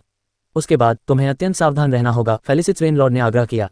जी हाँ गुरुजी, ये यून ने कहा। वह विशालकाय खोपड़ी पहले ही दूर जाकर गायब हो चुकी थी और उस विशाल खोपड़ी की एक आंख में लाल रंग के वस्त्र पहने हुए एक स्त्री समान और जटिल दिखने वाला व्यक्ति खड़ा था। हालांकि अब वह फेलिसिट्स रेन लॉर्ड तिकड़ी को नहीं देख पा रहा था, फिर भी वह फेलिसिट्स रेन लॉर्ड की दिशा में देख रहा था। वो बदमाश सच में मरा नहीं। यूफेहुआ ने अविश्वास भरी नजरों से देखा। क्या आप लुओ वंश के उस प्रतिभाशाली व्यक्ति की बात कर रहे हैं? उसका नाम क्या है? ये यून। उसी क्षण यूफेहुआ के पीछे से एक मधुर और कोमल लड़की की आवाज आई। बोलने वाली महिला नीले बालों वाली और बेहद खूबसूरत थी। उसकी आंखें चमक रही थीं और उसकी हर हरकत में एक स्वाभाविक आकर्षण था। उसकी आंखों के कोनों पर लालिमा छाई हुई थी, जिससे उसकी खूबसूरती में एक रहस्यमय और अनोखी जीवंतता झलक रही थी। उसकी सुंदरता ऐसी थी कि वह देशों और पुरुषों पर विपत्ति ला सकती थी। वह बहुत छोटा है, महिला ने हंसते हुए कहा। उसने भी कुछ देर पहले ये यून को देखा था। ये सोचना मुश्किल है कि एक युवक जो अभी दाव मैनिफेस्टेशन स्तर तक भी नहीं पहुंचा है, आपके पूरे हमले से बाल बाल बच गया। वह आपके पिता के हमले से भी बच गया। ये वाकई हैरान करने वाला है। उसने ये कैसे किया? यूफेहुआ ने उसकी तरफ देखा और भौहें चढ़ा लीं। याओ चुओ, तुम इस मामले में दखल मत दो। हे, मैं तो बस जिज्ञासावश पूछ रही थी। याओ चुओ ने मोहक अंदाज में मुस्कुराते हुए कहा। यूफेहुआ ने ठंडी आवाज में गुर्राते हुए बाहर की ओर देखा। ये यून को आनंदमय वर्षा देवता के साथ देखकर वह कुछ भी करने की हिम्मत नहीं कर सका। नहीं वह वहां अधिक देर तक रुक सकता था, अन्यथा वह मृत्यु को दावत दे रहा होता। लेकिन आनंदमय वर्षा देवता ये यून की रक्षा हर समय कैसे कर सकते थे? मेरे हमले को झेलने में कामयाब रहे उस अवतार के अलावा ये यून के पास जरूर कुछ अनमोल खजाने होंगे। यूफेहुआ की आंखों में एक अजीब सी चमक दिखाई दी। एक ऐसा खजाना जो सर्वोच्च शक्ति के घातक प्रहार को भी झेल सकता है। जैसे ही यह खबर फैली, संभवतः नीले जंगल के महान लोक में आए योद्धा इससे प्रभावित हुए होंगे। तो यूफेहुआ खजाने से जुड़ी जानकारी कैसे लीक कर सकता था? उसने तो याओ चुओ से भी इसका जिक्र नहीं किया था। ये यून का साधना स्तर आनंदमय वर्षा स्वामी का शिष्य बनने के बाद दाव अभिव्यक्ति के आधे चरण तक पहुंच गया है। इस तथ्य को छोड़ दे कि उसने अभी तक अपनी दाव अभिव्यक्ति नहीं की है, तो भी वह मुझसे बहुत आगे है, भले ही उसने कर ली हो। मैं छठे तलीय दाव महल के स्तर पर हूँ। उस सुरक्षात्मक खजाने के बिना वह मेरे सामने टिक भी नहीं पाएगा। यूफेहुआ की आंखों में एक धमकी भरा भाव आ गया। हालांकि ये यून एक दिव्य स्वामी का शिष्य बन चुका था, लेकिन उसने दिव्य स्वामी के मार्गदर्शन में केवल कुछ वर्षों तक ही साधना की थी। वहीं यूफेहुआ को जन्म से ही दाववादी यूमिंग ने शिक्षा दी थी। साधना के 2 पूर्ण स्तरों के अंतर के अलावा यूफेहुआ ने ये यून की थोड़ी सी शक्ति को कोई महत्व नहीं दिया। ये कहा जा सकता है कि यूफेहुआ की नज़रों में ये यून का खजाना पहले से ही उसका था। वह मनहूस वर्षा देवता जल्दी क्यों नहीं चला जाता? अगर यही चलता रहा तो पता नहीं मुझे ये यून कब दोबारा मिलेगा। इस दौरान उसकी मौत न हो जाए तो अच्छा है, यूफेहुआ ने सोचा। जैसे ही वह विशालकाय खोपड़ी गायब हुई, फेलिसिट्स रेन लॉर्ड ने कहा, फेफेंसम संप्रदाय के लोग जा चुके हैं। डेमोनिक आई डिवाइन लॉर्ड की आभा भी एजोरवुड डिवाइन रेजिडेंस की ओर बढ़ रही है। वे तुम्हारा पीछा नहीं कर रहे हैं। फेलिसिट्स रेन लॉर्ड ने एजोरवुड डिवाइन रेजिडेंस की ओर देखते हुए कहा। ये यून, हम जा रहे हैं। सावधान रहना, परी निंगशुंग ने सिर हिलाते हुए कहा। ये यून ने प्रणाम किया और जब उसने अपना सिर उठाया तो परी निंगशुंग और आनंदमय वर्षा स्वामी की आकृतियां पहले ही प्रकाश की किरणों में परिवर्तित हो चुकी थीं, जो नीले लकड़ी के दिव्य निवास की ओर बढ़ रही थीं। फेलिसिट्स रेन लॉर्ड ने फेफेंसम सेक्ट के लोगों के जाने का इंतजार किया, फिर वे रवाना हुए। यह मेरे लिए एक तरह की सुरक्षा है। अब आगे सब कुछ मुझ पर निर्भर करेगा। जब कोई योद्धा मार्शल आर्ट का अभ्यास करता है तो उसके लिए हमेशा अपने गुरु द्वारा सुरक्षित रहना असंभव होता है।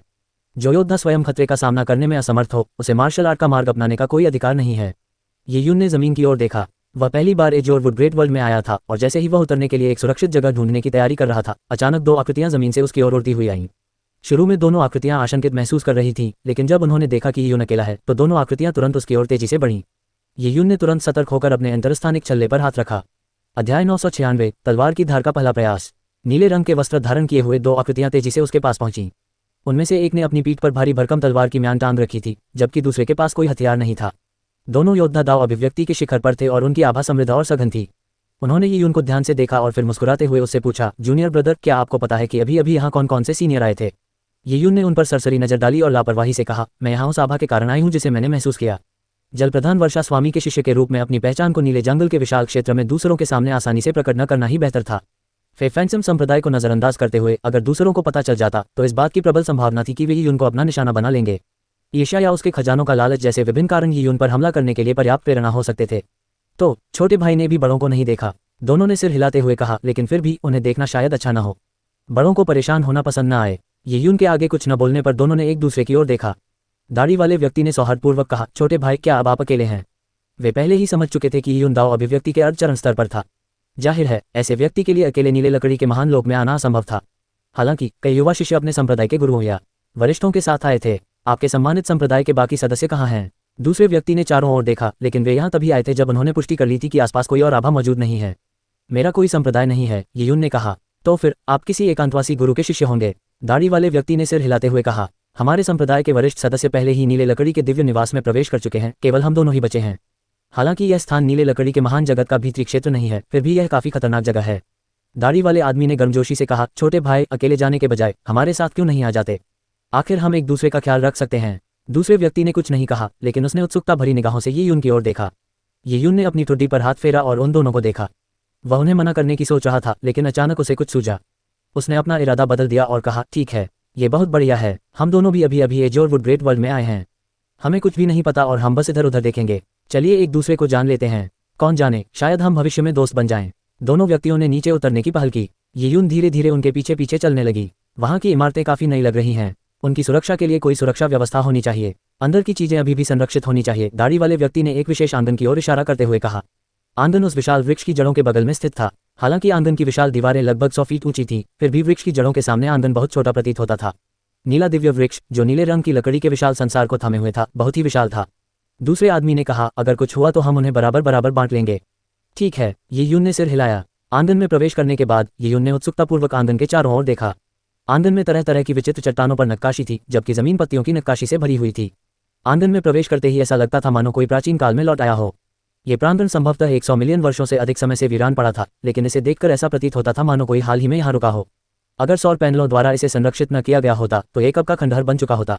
चलिए हॉल में चलते हैं। दोनों योद्धा उत्सुकता से हॉल में प्रवेश करते हुए बोले। जब ये यून ने दोनों की पीठ की ओर देखा तो उसके होठों के कोने हल्के से मुड़ गए। यह एक शरारती मुस्कान थी और वह उचित गति से उनके पीछे पीछे चलने लगा। इमारत में प्रवेश करने के बाद उसने देखा कि दोनों योद्धा हॉल के अंदर खड़े थे। बड़े भाइयों, आप खजाने की खोज में इतनी जल्दी क्यों नहीं कर रहे हैं? क्या आप मेरा इंतजार कर रहे हैं? आप दोनों बहुत दयालु हैं, ये यून ने कहा।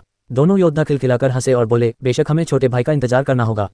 बेहतर यही होगा कि हम मिलकर ऐसी जगह की तलाश करें। अरे सच में, मुझे लगा कि आप दोनों इस जगह से पहले से ही बहुत अच्छी तरह परिचित हैं, ये यून ने बिना किसी हड़बड़ी के कहा। उन्होंने आकाश से कई आंगन देखे थे, लेकिन दोनों ने यही आंगन चुना था। उतरते ही वे हॉल में प्रवेश करने के लिए बेताब थे, तो क्या ये स्पष्ट नहीं था कि वे उसे लुभाने की कोशिश कर रहे थे? दाढ़ी वाले योद्धा की आंखें ठंडी पड़ गईं और वह हंसते हुए बोला, लगता है तुम पहले वाले से ज्यादा समझदार हो। लेकिन सच जानते हुए भी हमारा पीछा करते हुए यहाँ आना, इसका मतलब सिर्फ यही हो सकता है कि तुम्हें मृत्यु का अर्थ नहीं पता। चाहे तुम्हारा स्वामी कितना भी महान क्यों न हो, तुम्हें बचाना नामुमकिन है। ऐसा नहीं है कि मुझे कुछ गड़बड़ महसूस नहीं हुई। मैं आप दोनों का पीछा करते हुए यहाँ आया हूँ क्योंकि मैं वास्तव में एक नए नियम का परीक्षण करना चाहता था, जो मैंने कुछ वर्षों के एकांतवास के बाद सीखा था। आप दोनों दाव अभिव्यक्ति के शिखर पर हैं, इसलिए आप मेरे हमलों को झेलने के योग्य हैं।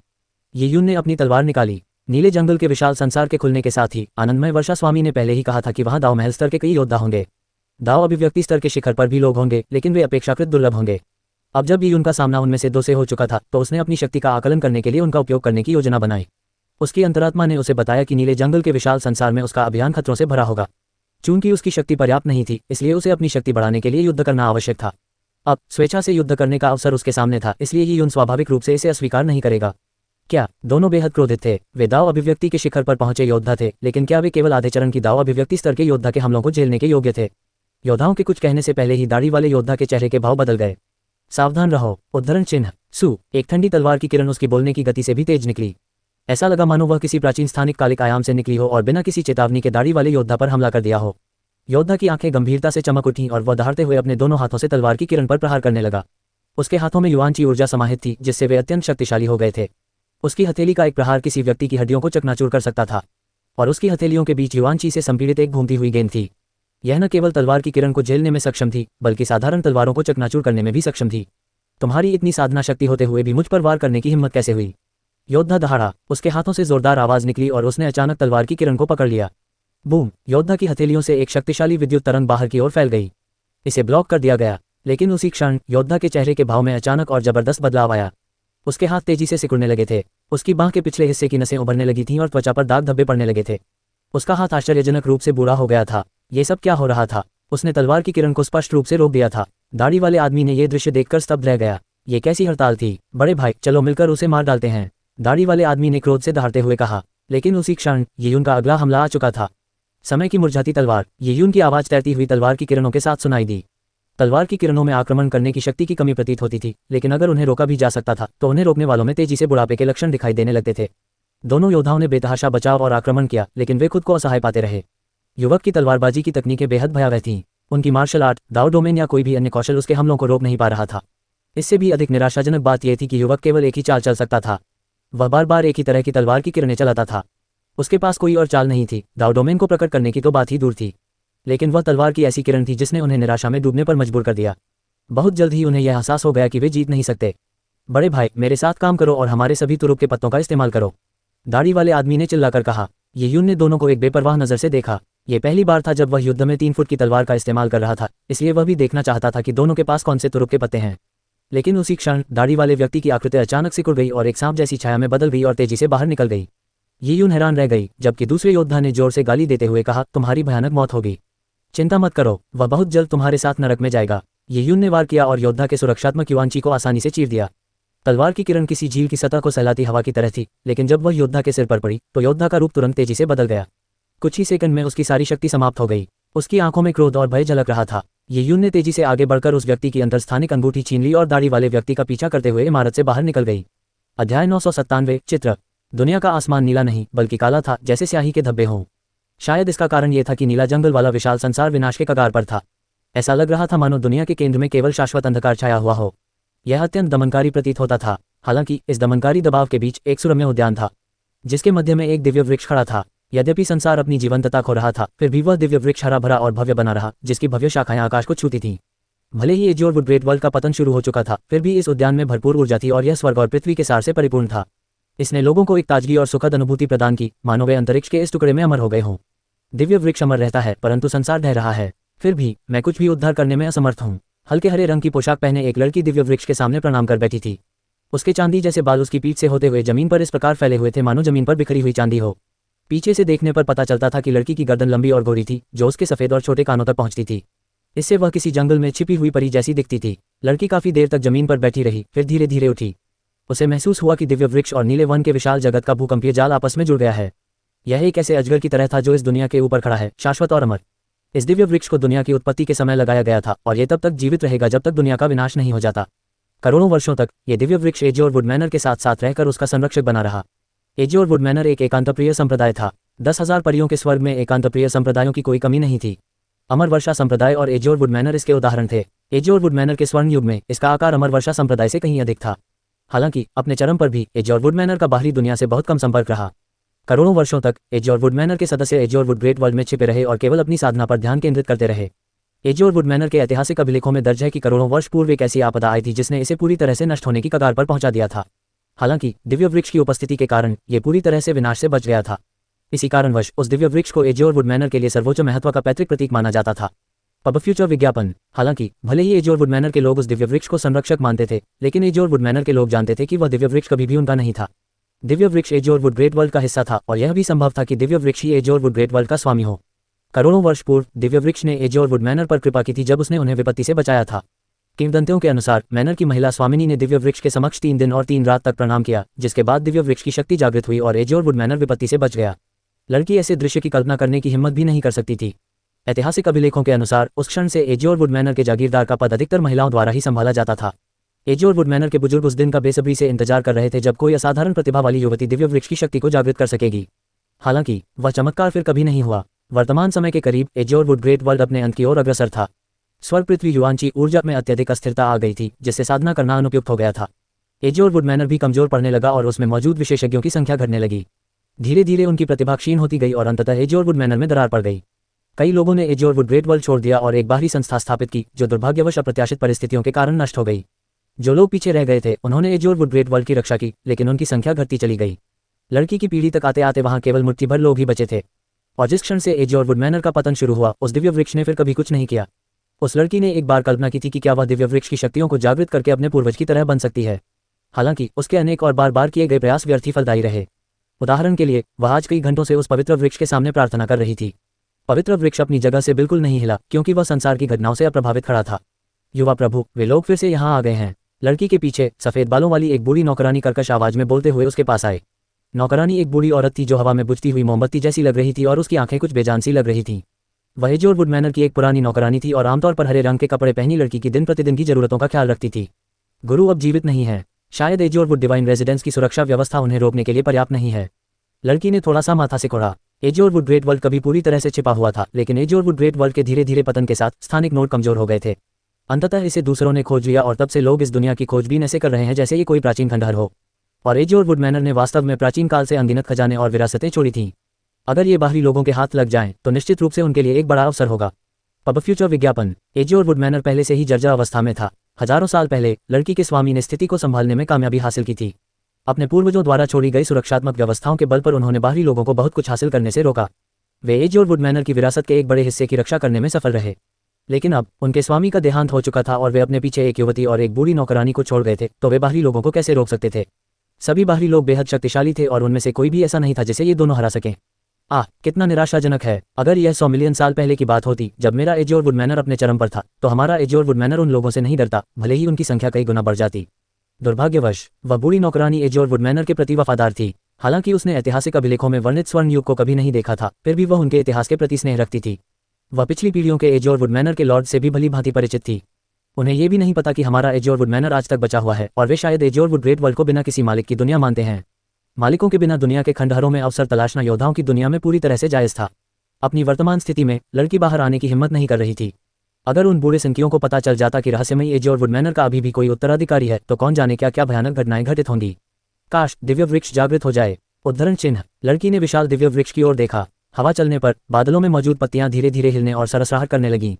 लड़की की आंखों में दृढ़ निश्चय की झलक दिखाई दी। वह जानती थी कि दिव्य वृक्ष द्वारा उसकी प्रार्थना सुनने की संभावना न के बराबर थी। हो सकता है कि वह उसे पूरी तरह से अनदेखा कर रहा हो, लेकिन फिर भी उसे कुछ करना ही था।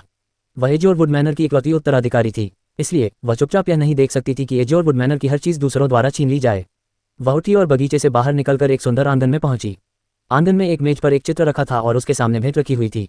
उस चित्र से एक अविश्वसनीय आभा निकल रही थी। चित्र में काले कपड़े पहने एक महिला को दर्शाया गया था, जिसका शरीर सुडौल था। हालांकि उसका चेहरा धुंधला था। लड़की ने चित्र के सामने आदरपूर्वक प्रणाम किया। यह मात्र एक चित्र ही था, लेकिन संभवतः एजोर मैनर के लिए यही आखिरी सहारा था। ये बात अविश्वसनीय लग सकती है कि एक पंथ के पास भरोसा करने के लिए आखिरी चीज एक चित्र ही था, लेकिन एजोर मैनर के ऐतिहासिक अभिलेखों के अनुसार उस चित्र का एक आश्चर्यजनक इतिहास था। इसका अस्तित्व एजोर ग्रेट वर्ल्ड से भी कहीं अधिक समय तक रहा, और चित्र में दिख रही शख्सियत की पहचान तो और भी अविश्वसनीय थी। एजोर ग्रेट वर्ल्ड के प्रथम स्वामी ने एक बार कहा था कि एजोर ग्रेट वर्ल्ड का अमर दिव्य वृक्ष स्वयं काले वस्त्रधारी महिला द्वारा लगाया गया था। सफेद बालों वाली लड़की को यह बात अविश्वसनीय लगी कि एक दिव्य वृक्ष, जो एक महान संसार से भी अधिक समय से अस्तित्व में था, एक महिला द्वारा लगाया गया था। अध्याय 998। चूहे। एजोर ग्रेट वर्ल्ड का अधिकांश भाग उसके मुख्य क्षेत्र को छोड़कर उजाड़ और वीरान था। एजोर ग्रेट वर्ल्ड के बाहरी इलाके में एक पर्वत श्रृंखला थी और पहाड़ों के ऊपर का आकाश काले रंग का था। आकाश को रोशन करने के लिए सूर्य मौजूद होने के बावजूद सूर्य की रोशनी मंद थी, मानो कोई बूढ़ा व्यक्ति मर रहा हो। पर्वतों की श्रृंखला लगातार फैली हुई थी, लेकिन वे बंजर थीं। हर जगह वीरांगी का मंजर था। कुछ पहाड़ों से लावा बह रहा था और घना काला धुआं आसमान में फैलकर क्षितिज तक छा गया था। कुछ अन्य पहाड़ सूखे पेड़ों और जर्जर हड्डियों के ढेरों से भरे हुए थे। वे मृत्यु से भरे हुए थे और सामूहिक कब्रों जैसे दिख रहे थे। कुछ पहाड़ तो भयानक काले तूफानों से घिरे हुए थे। कुछ तूफान तो शक्तिशाली परियों जैसे जीवों को भी चीर फाड़ सकते थे। पर्वतों की चोटियों के बीच की घाटियों में काली झीलों की एक विशाल श्रृंखला थी। इन झीलों से दुर्गंध आती थी और इनके आसपास का वातावरण दूषित हो जाता था। ये झीलें अत्यधिक विषैली थीं और यदि कोई सामान्य व्यक्ति इन्हें सांस के साथ अंदर ले लेता तो न केवल उसकी मृत्यु विषैलेपन से हो जाती, बल्कि उसका शव भी गलकर केवल हड्डियां ही रह जाती।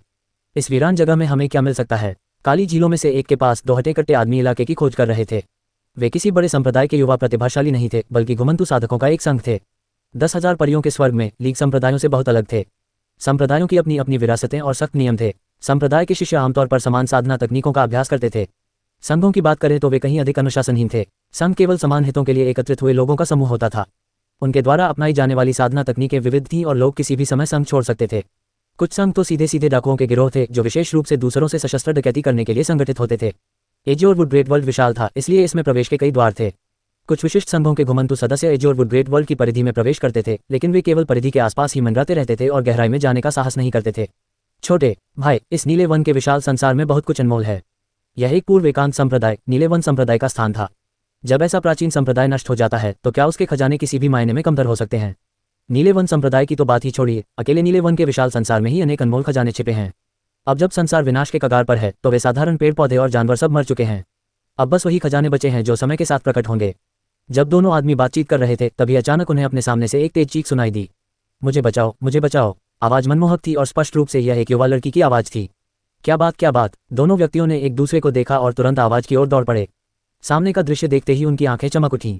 16 या 17 वर्ष की एक लड़की, जिसकी आंखें बेहद चमकीली और खूबसूरत थीं, एक दलदल में फंसी हुई थी। कीचड़ से एक मोटी काली लता निकली हुई थी जो लड़की को जकड़े हुए थी। यह एक जादुई वृक्ष था। हाँ, छोटे भाई, मैंने क्या कहा था। नीले लकड़ी के महान जगत के पौधों के मरने के बाद जो बचते हैं वे कमतर नहीं होते। उस जादुई पेड़ को देखो। युआनची की कमी के कारण वह भूख से तड़प रहा है। भोजन की तलाश में उसने लड़की को पकड़ लिया। अगर मैं गलत नहीं हूं तो यह एक काली रक्तलता है। इसे जड़ी बूटी या विष के रूप में इस्तेमाल करना काफी कारगर होगा। हम पर सौभाग्य आ पड़ा है, स्वर्गीय आपदा जोड़ी। उनमें से एक आदमी ने कहा, उसकी आंखों में एक चमक थी। काली रक्तलता, ये तो वाकई कमाल की चीज है। और वह लड़की तो खजानों से लदी हुई है। दूसरे आदमी ने यह कहते हुए लड़की के सामान को लालच भरी निगाहों से देखा। स्वर्गीय आपदा जोड़ी ने कपड़े लूटना अपना पेशा बना लिया था, इसलिए उनकी नजरें बहुत तेज थीं। वे समझ गए कि लड़की के कपड़े और बालों में लगे गहने सब कीमती आभूषण थे। हाँ बिल्कुल, ये लड़की किसी बड़े संप्रदाय से होगी। उसके बड़ों ने उसे बहुत सी अच्छी चीजें दी होंगी, लेकिन दुर्भाग्य से उसकी साधना का स्तर बहुत कम है और वो उनका पूरा उपयोग नहीं कर पाए। अगर वो एक काली रक्तलता भी पूरी नहीं कर सकती तो ये तो कतई बेकार है। अरे सुंदरी, जल्दी मत करो। जब मैं वो काली रक्तलता पूरी कर लूंगा तो मैं तुम्हारा बहुत प्यार से ख्याल रखूंगा, उस आदमी ने कामुक मुस्कान के साथ कहा। पब फ्यूचर एड्स। उस लड़की की आभा शुद्ध और निर्मल थी। उसकी नींव मजबूत थी, इसलिए वह निश्चित रूप से किसी बड़े संप्रदाय की प्रतिभाशाली छात्रा थी। ऐसी महिलाएं दुनिया में उच्च स्थान रखती थीं, एक ऐसा संप्रदाय जिसकी वे केवल प्रशंसा ही कर सकते थे। लेकिन अब नीले जंगल के महान संसार में वे उसके साथ जो चाहे कर सकते थे। भला यह उन्हें रोमांचित क्यों न करता। तुम दोनों क्या करने वाले हो। लड़की घबरा गई और अपनी पूरी ताकत से संघर्ष करने लगी, लेकिन लता ने उस पर अपनी पकड़ और कस ली। उस क्षण उसके सामने खड़े दोनों पुरुष उसे निगलने वाली काली रक्तलता से भी अधिक भयानक प्रतीत हो रहे थे। हमसे पूछ रहे हो कि हम क्या करना चाहते हैं। हाँ, इस समय भी तुम इतना बेवकूफ़ी भरा सवाल पूछ रहे हो। लड़की, तुम्हारी गलती सिर्फ तुम्हारी जिद है। मुझे लगता है कि तुम अपने मालिक के पीछे पीछे यहाँ आए हो। तुम्हें काली रक्तलता ने कैसे फंसाया इसे नजरअंदाज किया जा सकता है, लेकिन यहाँ मदद के लिए चिल्लाना दिखाता है कि तुम कितनी जल्दी मरना चाहती हो। लेकिन चिंता मत करो, मेरे हाथों में मरने से पहले तुम्हें कम से कम अच्छा समय तो मिलेगा।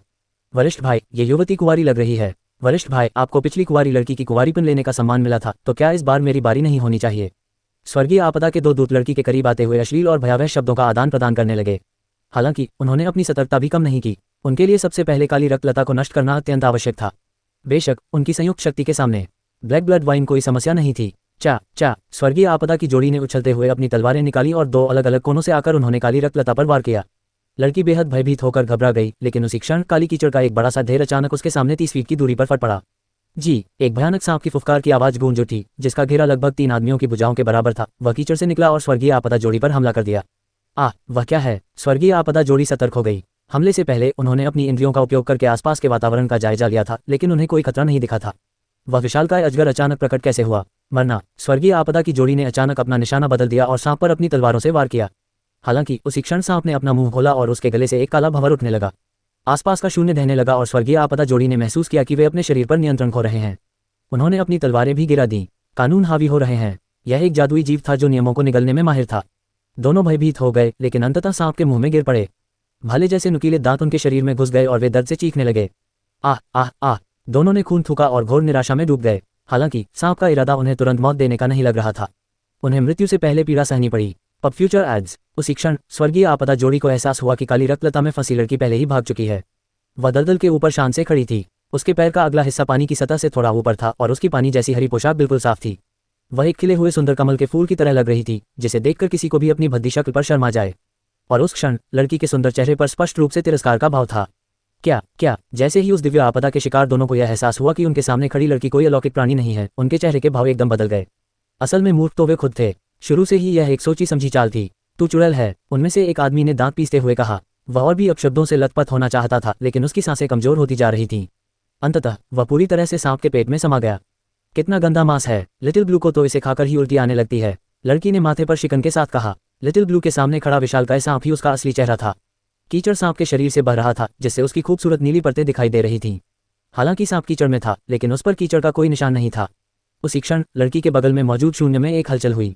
अंतरिक्ष फट गया और चांदी जैसे बालों वाली एक लड़की बाहर निकली और हरे रंग के कपड़े पहनी लड़की के सामने प्रकट हुई।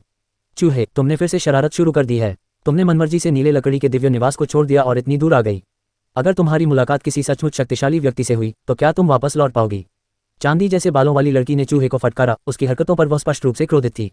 चांदी जैसे बालों वाली वह लड़की एजोर वुड मैनर की उत्तराधिकारी थी, जो अभी दिव्य वृक्ष उद्यान के सामने प्रार्थना कर रही थी। उसने अनगिनत बार प्रार्थना की थी, लेकिन वह कभी भी दिव्य वृक्ष को जागृत करने में सफल नहीं हुई थी। अपनी प्रार्थनाओं का उत्तर न मिलने पर चांदी जैसे बालों वाली लड़की अपनी छोटी बहन की तलाश में निकली। आज तक उसके और उसके साथ आए बूढ़े नौकर के अलावा एजोरवुड मैनर में केवल चूहे ही बची थी। बड़ी बहन, ये अजनबी हमारे खजाने लूटने आए हैं, तो क्या मैं इन्हें दंडित नहीं कर सकती? हरे रंग के कपड़े पहनी लड़की ने होंठ फुलाते हुए नाखुशी से जवाब दिया। सफ़ेद बालों वाली लड़की ने सिर हिलाते हुए कहा, उनके काम में कोई गलती नहीं है। युद्ध जगत में खंडहरों की खोज करना एक उचित कार्य है। अगर किसी बात के लिए दोष देना है तो वह यह है कि हमारा एजोरवुड मैनर कमजोर पड़ गया है। मुझे पता है, चूहे ने अपनी काली आंखों को झपकाते हुए कहा। मासूमियत भरी नज़र से उसने कहा, लेकिन मैं यूं ही किसी को भी मार नहीं डालती। अगर ऐसा होता तो मैंने ऐसा क्यों किया? मैं तो सीधे लिटिल ब्लू से उन्हें निगलवा सकती थी। मैं तो बस ये देखना चाहती थी कि किसके मन में मेरे प्रति दुर्भावना है। इन बुरे इरादों वाले लोगों को मौत की सज़ा मिलनी चाहिए। अगर वे अच्छे हैं तो मैं उन्हें छोड़ दूंगी। मुझे ये भी पता है कि एजोरवुड ग्रेट वर्ल्ड रहने वाला है। भले ही बाहरी लोग खजाने की खोज में न आएं, फिर भी बहुत सी वस्तुएं नष्ट हो जाएंगी। मैं तुम्हारे बारे में कुछ नहीं कर सकती। सफ़ेद बालों वाली लड़की ने सिर हिलाया। अचानक उसकी भौहें तन गईं। ओह, और भी लोग आ रहे हैं। जैसे ही उसने बोलना शुरू किया, वह आकाश में विलीन हो गई। उसी क्षण लगभग 50 मील दूर एक युवक हाथ में तलवार लिए आकाश में तेजी से उड़ रहा था, और उसके ठीक सामने एक आदमी का चेहरा पीला पड़ गया था। उसके माथे से पसीना टपक रहा था और वह बेताब होकर भाग रहा था। वह घोर निराशा में डूबा हुआ था। उसे कभी उम्मीद नहीं थी कि तलवार चलाने वाला वह युवक इतना भयानक होगा। युवक का साधना स्तर केवल दाव मैनिफेस्टेशन के आधे चरण पर था, लेकिन उसकी ताकत बेहद जबरदस्त थी। एक ही बार उसके साथी की जान लेने के लिए बस एक ही बार काफी था। न सिर्फ उसके साथी की मौत हुई, बल्कि उसका शरीर तेजी से बूढ़ा हो गया और सिर्फ हड्डियों का ढांचा बनकर रह गया। तलवार चलाने की ऐसी खौफनाक तकनीक के बारे में सोचकर ही रोंगटे खड़े हो जाते हैं। बिना सोचे समझे वह तुरंत भाग गया। हालांकि उसकी चाल ढाल में शानदार उपलब्धियां थीं, लेकिन उसने कभी नहीं सोचा था कि जिस चाल ढाल पर उसे गर्व था, वह उसे उस युवक के पीछा करने से नहीं बचा पाएगी। अब दूरी तेजी से कम होती जा रही थी। वह लाशों को सड़ा देने वाली उस भयानक तलवारबाजी की तकनीक का अनुभव करने के बजाय आत्महत्या करना पसंद करेगा। अध्याय 999। कोई ईमानदारी नहीं। वह व्यक्ति चाहे जितनी भी बेताबी से भागा हो, अंततः उसकी गति यीयुन की गति से कम ही रही। बदमाश, मुझे चुनौती मत दो। तुम चाहे कितने भी शक्तिशाली क्यों न हो, तुम अभी दाव अभिव्यक्ति के आधे चरण में ही हो। नीले लकड़ी के महान जगत की परिधि में होना ही तुम्हारी सीमा है। अगर तुम इसमें और अंदर गए तो तुम्हारी निश्चित मृत्यु होगी। अगर तुम मेरा पीछा करते रहे तो तुम बाहर नहीं निकल पाओगे। वह आदमी घबराकर चिल्लाया, लेकिन यीयुन और उसके बीच की दूरी तेजी से कम होती जा रही थी। मैंने तो बस तुम्हें नुकसान पहुंचाने की साजिश रची थी, है ना? तुम्हें कोई नुकसान नहीं हुआ और तुमने मेरे बड़े भाई को भी मार डाला। क्या इतना काफी नहीं है? क्या तुम्हें मुझे खत्म करने के लिए इतनी दूर तक मेरा पीछा करना जरूरी था? हमारे बीच कितनी दुश्मनी है? जब वह आदमी बोल ही रहा था, तभी यीयुन ने अचानक अपनी तलवार से वार किया। वाह! एक तलवार की किरण शून्य को चीरती हुई निकली और सीधे उस आदमी की पीठ की ओर बढ़ी। तलवार की किरण से बाल बाल बचते हुए उस आदमी ने चीख मारी।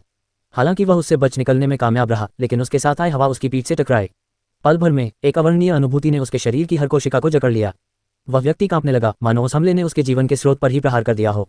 उसकी जीवन शक्ति तेजी से क्षीण हो रही थी और उसके शरीर की पीठ का मांस सिकुड़ रहा था।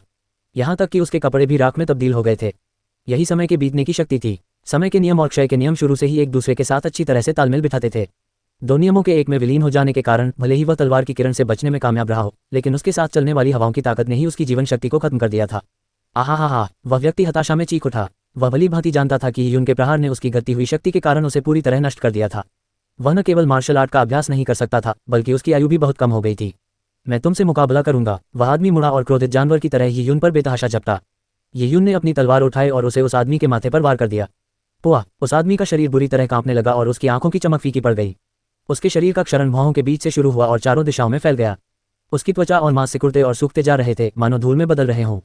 कुछ ही क्षणों में उस आदमी का शरीर ऐसा लग रहा था मानो हड्डियों में तब्दील होने से पहले उसने हजारों साल देखे हों। यीयुन ने अपनी तलवार एक तरफ रख दी। वैसे भी यह शुद्धयान की टूटी हुई तलवार नहीं थी। उसने बेहद जरूरी होने पर ही शुद्धयान की टूटी हुई तलवार का इस्तेमाल करने की योजना बनाई थी। ऐसा करने से वह दूसरों द्वारा टूटी हुई तलवार देखे जाने की स्थिति में खुद को मुसीबत से बचा सकता था। चूहे ने यीयुन द्वारा समय की तलवार का उपयोग करके भागते हुए व्यक्ति को मारने का पूरा दृश्य देखा। चूहे कुछ हद तक स्तब्ध रह गया। उस युवक का साधना स्तर तो उससे भी अधिक नहीं था, तो वह इतना शक्तिशाली कैसे हो सकता था? क्या तलवार चलाने की यह तकनीक एक ही वार में किसी व्यक्ति की जीवन शक्ति छीन सकती थी? इसमें निहित नियम बेहद भयावह थे। उसके मन में कई विचार कौंधे, लेकिन वह यीयुन से नहीं डरती थी। भले ही उसकी ताकत यीयुन से कम थी, लेकिन वह युद्ध में कभी भी खुद पर निर्भर नहीं रहती थी, क्योंकि उसके पास उसका पालतू लिटिल ब्लू था, जो उसके स्वामी द्वारा छोड़ा गया एक प्राचीन आत्मा सर्प था। हालांकि वह पूरी तरह से परिपक्व नहीं हुआ था, फिर भी उसकी ताकत उससे कहीं अधिक थी। और लिटिल ब्लू के अस्तित्व के कारण ही चूहे ने एजोरवुड ग्रेट वर्ल्ड में स्वतंत्र रूप से घूमने और उसके खिलाफ दुर्भावनापूर्ण विचार रखने वाले लोगों को निशाना बनाने का साहस किया। वह आदमी इतना निर्दयी व्यवहार कर रहा है तो वह अच्छा इंसान नहीं हो सकता। चूहे ने मन ही मन बुदबुदाते हुए एक योजना बनाना शुरू कर दिया। चूहे, क्या तुम मेरे साथ नहीं लौट रही हो? मजाक करना बंद करो। सन्नाटे में चांदी जैसे बालों वाली लड़की की आवाज सुनाई दी। बड़ी बहन, चिंता मत करो, मुझे सब अच्छी तरह पता है। चूहे दलदल की ओर पीछे हटते हुए दृढ़ निश्चय के साथ बोली। ... मुझे बचाओ, मुझे बचाओ। काली झील के ऊपर एक बार फिर मदद के लिए एक स्पष्ट पुकार गूंजी। हवा में उड़ते हुए यीयुन ने जब यह आवाज़ सुनी तो उसकी बाहें थोड़ी सी तंग गईं। जब यीयुन उस आदमी का पीछा कर रहा था तब उसे वास्तव में आसपास किसी की मौजूदगी का आभास हुआ था। हालांकि यीयुन की निगाहें उस आदमी पर टिकी हुई थीं। चूंकि उसे स्पष्ट रूप से यह आभास था कि दूसरा व्यक्ति उसके लिए कोई खतरा नहीं है, इसलिए उसने मामले की गहन जांच नहीं की। अब अपनी दृष्टि के व्यापक विस्तार से उसने देखा कि हरे रंग के कपड़े पहने एक लड़की दर्जनों मील दूर दलदल में फंसी हुई है। काली लताएं उसके चारों ओर लिपटी हुई थीं और वह गंभीर खतरे में लग रही थी। यीयुन थोड़ा लड़खड़ाया, लेकिन अपने शरीर को एक झटके में घुमाते हुए वह हरे रंग के कपड़े पहनी लड़की की ओर उड़ गया। मुझे बचाओ हीरो, मुझे बचाओ। जब हरे कपड़े पहनी लड़की ने यीयुन को देखा तो मानो उसे जीवन रक्षक तिनका मिल गया हो। उसने और भी जोर से मदद के लिए पुकार लगाए, लेकिन उसी क्षण उसके अंगों को जकड़ने वाली काली लताएं दलदल की गहराई में सिमटने लगीं। ऐसा लग रहा था मानो हरे कपड़े पहनी लड़की दलदल में समा जाने वाली हो। यीयुन किसी की दुर्दशा को अनदेखा करने वालों में से नहीं था। इसके अलावा काली लता विशेष रूप से शक्तिशाली नहीं लग रही थी, इसलिए अपने जीवन को किसी भी संभावित खतरे की आशंका के अभाव में यीयुन ने हरे वस्त्र पहने लड़की की मदद करने में कोई संकोच नहीं किया। चा चा चा, यीयुन के चारों ओर तलवार की चिंगारियां बर्फ के टुकड़ों की तरह फूटने लगीं। हालांकि जैसे ही यीयुन कोई कार्रवाई करने वाला था वह अचानक रुक गया। ओह! हवा में रुकते ही यीयुन के शरीर से तलवार की अधिकांश चिंगारियां गायब हो गईं। वह केवल हरे रंग के कपड़े पहनी लड़की को देखता रहा, लेकिन उसने एक कदम भी आगे नहीं बढ़ाया। उस स्थिति में कई गड़बड़ियां नजर आई, इसलिए उसने तुरंत पर्पल क्रिस्टल की ऊर्जा दृष्टि को सक्रिय कर दिया। जो उसने देखा उससे वह दंग रह गया। हे भगवान! लड़की के नीचे दलदल में एक बड़ा नीला सांप छिपा हुआ था। मुझे बचाओ, मुझे बचाओ। चूहे फिर से चिल्लाए और वह बेहद घबराई हुई लग रही थी, लेकिन यीयुन टस से मस नहीं हुआ। उसने कुछ देर तक उसे देखा, फिर अपनी तलवार को बाहों में थाम लिया। ऐसा लग रहा था मानो वह उसे चिल्लाते हुए देख रहा हो। चूहे तुरंत अवाक रह गई। उसने आज कुछ बार कार्रवाई की थी और जिन लोगों से उसकी मुलाकात हुई थी वे किसी न किसी कबीले या जनजाति के थे। उनकी ताकत कम थी और वे देखने में बदमाशों से कमतर नहीं थे। वे लोग एज और वुड ग्रेट वर्ल्ड में अपनी किस्मत आजमाने आए थे और चूहे के प्रति उनके इरादे बुरे थे। या तो वे उसे मारना और लूटना चाहते थे या उसका बलात्कार करना चाहते थे। चूहे ने लिटिल ब्लू से उन सभी को खा जाने को कहा। वहाँ कुछ लोग ऐसे भी थे जो संभवतः किसी संप्रदाय से आए थे। वे अधिकतर शालीन व्यवहार करते थे और उनका पहनावा गरिमापूर्ण था। जब वे उसे बचाते थे तो वे अपनी शालीनता का प्रदर्शन करते थे, लेकिन इसका मतलब यह नहीं था कि वे अच्छे थे। उनमें से कुछ भेष बदले हुए भेड़िए भी हो सकते थे। हालांकि हरे वस्त्र वाली लड़की ने उन्हें पहचानने की जहमत नहीं उठाई। जब तक वे अपने बुरे इरादे जाहिर नहीं करते चूहे उन्हें बख्श देती। हालांकि चूहे ने कभी नहीं सोचा था कि कोई यून जैसा होगा। वह बस हवा में स्थिर खड़ा होकर उसे ये सब करते हुए देखता रहा। इससे चूहे पूरी तरह से फंस गया। वह दुविधा में पड़ गई कि चिल्लाना जारी रखे या बंद कर दे। इसके अलावा उसकी स्क्रिप्ट के अनुसार काली बेल उसके शरीर से लिपटी हुई थी और दलदल में खींचे जाने से ठीक पहले ये उनको समय रहते कार्रवाई करनी चाहिए थी और काली बेल को काटकर उसे दलदल में घसीटे जाने से रोकना चाहिए था। लेकिन ये के कार्रवाई न करने पर क्या वह उस घिनौने दलदल में नहीं घसीटी जाती? चूहे उस गंदे और घिनौने दलदल को कैसे सहन कर सकता था? मुझे बचाओ, चूहे ने गुस्से में एक बार फिर चिल्लाते हुए कहा। हालांकि येयुन ने न केवल कोई कार्रवाई नहीं की बल्कि उसके होठों के कोने एक शरारती मुस्कान में मुड़ गए। तुम इतने निर्दयी क्यों हो? मेरी दुर्दशा को अनदेखा क्यों कर रहे हो? चूहे ने मुट्ठी भींच ली और गुस्से से लाल हो गई। उसकी शर्मिंदगी गुस्से में बदल गई थी क्योंकि उसे हल्का सा आभास हो गया था कि युवक उसकी असलियत जान चुका है। तुम्हारे पीछे वाली काली लता तो बड़ी सलीके से पेश आ रही है। साफ है कि इसने तुम्हें फंसा लिया है, लेकिन बहुत धीमी गति से घसीट रही है। अगर तुम मुझे अपनी ओर आकर्षित करना चाहते हो तो थोड़ी सी भी ईमानदारी दिखाओ। तुम तो अपने ऊपर थोड़ी सी मिट्टी भी नहीं लगने देना चाहते। ये तो सरासर गैर पेशेवर हरकत है, येयुन ने उपहास करते हुए कहा। जब चूहे ने उसकी बातें सुनी तो गुस्से से उसका चेहरा नीला पड़ गया। अध्याय 1000 छिपा हुआ ड्रैगन गड्ढा। चूहे ये समझ नहीं पा रही थी कि येयुन ने उसके जाल को कैसे भेद दिया। लिटिल ब्लू एक प्राचीन फेजीव प्रजाति थी जिसकी वंश परंपरा अत्यंत शक्तिशाली थी। उसमें स्वयं को छिपाने की जन्मजात क्षमता थी, जिसके कारण 7 या 8 मंजिल के दाव पैलेस के योद्धा भी उसके अस्तित्व का पता नहीं लगा पाते थे। तो येयुन जैसे कम साधना स्तर वाले योद्धा की तो बात ही क्या थी। अपना भेद खुल जाने के बाद चूहे ने अभिनय करना बंद कर दिया। उसके शरीर पर लिपटी काली रक्तलता धीरे धीरे ढीली पड़ने लगी और चूहे ने येयुन की ओर देखकर गुस्से से कहा, तुमने मेरे जाल को कैसे पहचान लिया?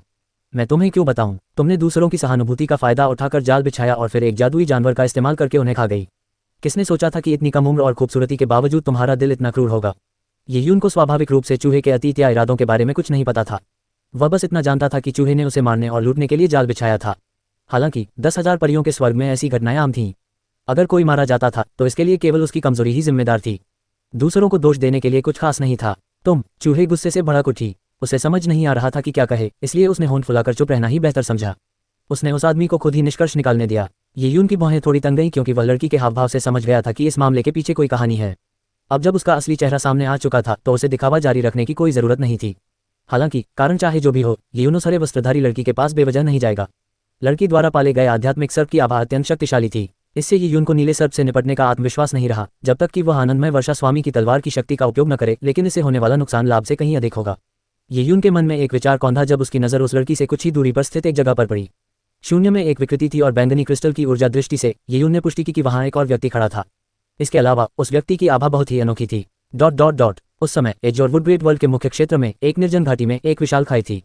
यह एक लंबी खाई थी जो क्षितिज तक फैली हुई थी और प्राचीन एवं देहाती थी।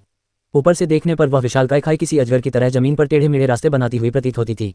उसे देखकर डर के मारे रोंगटे खड़े हो जाते थे। ये खाई कुछ अजीब सी है, हवा में तैरते हुए एक बुजुर्ग ने कहा। वह व्यक्ति दुबला पतला था और उसका शरीर झुका हुआ था। उसकी 6 भुजाएं उसके शरीर से कोमल भाव से लटकी हुई थीं।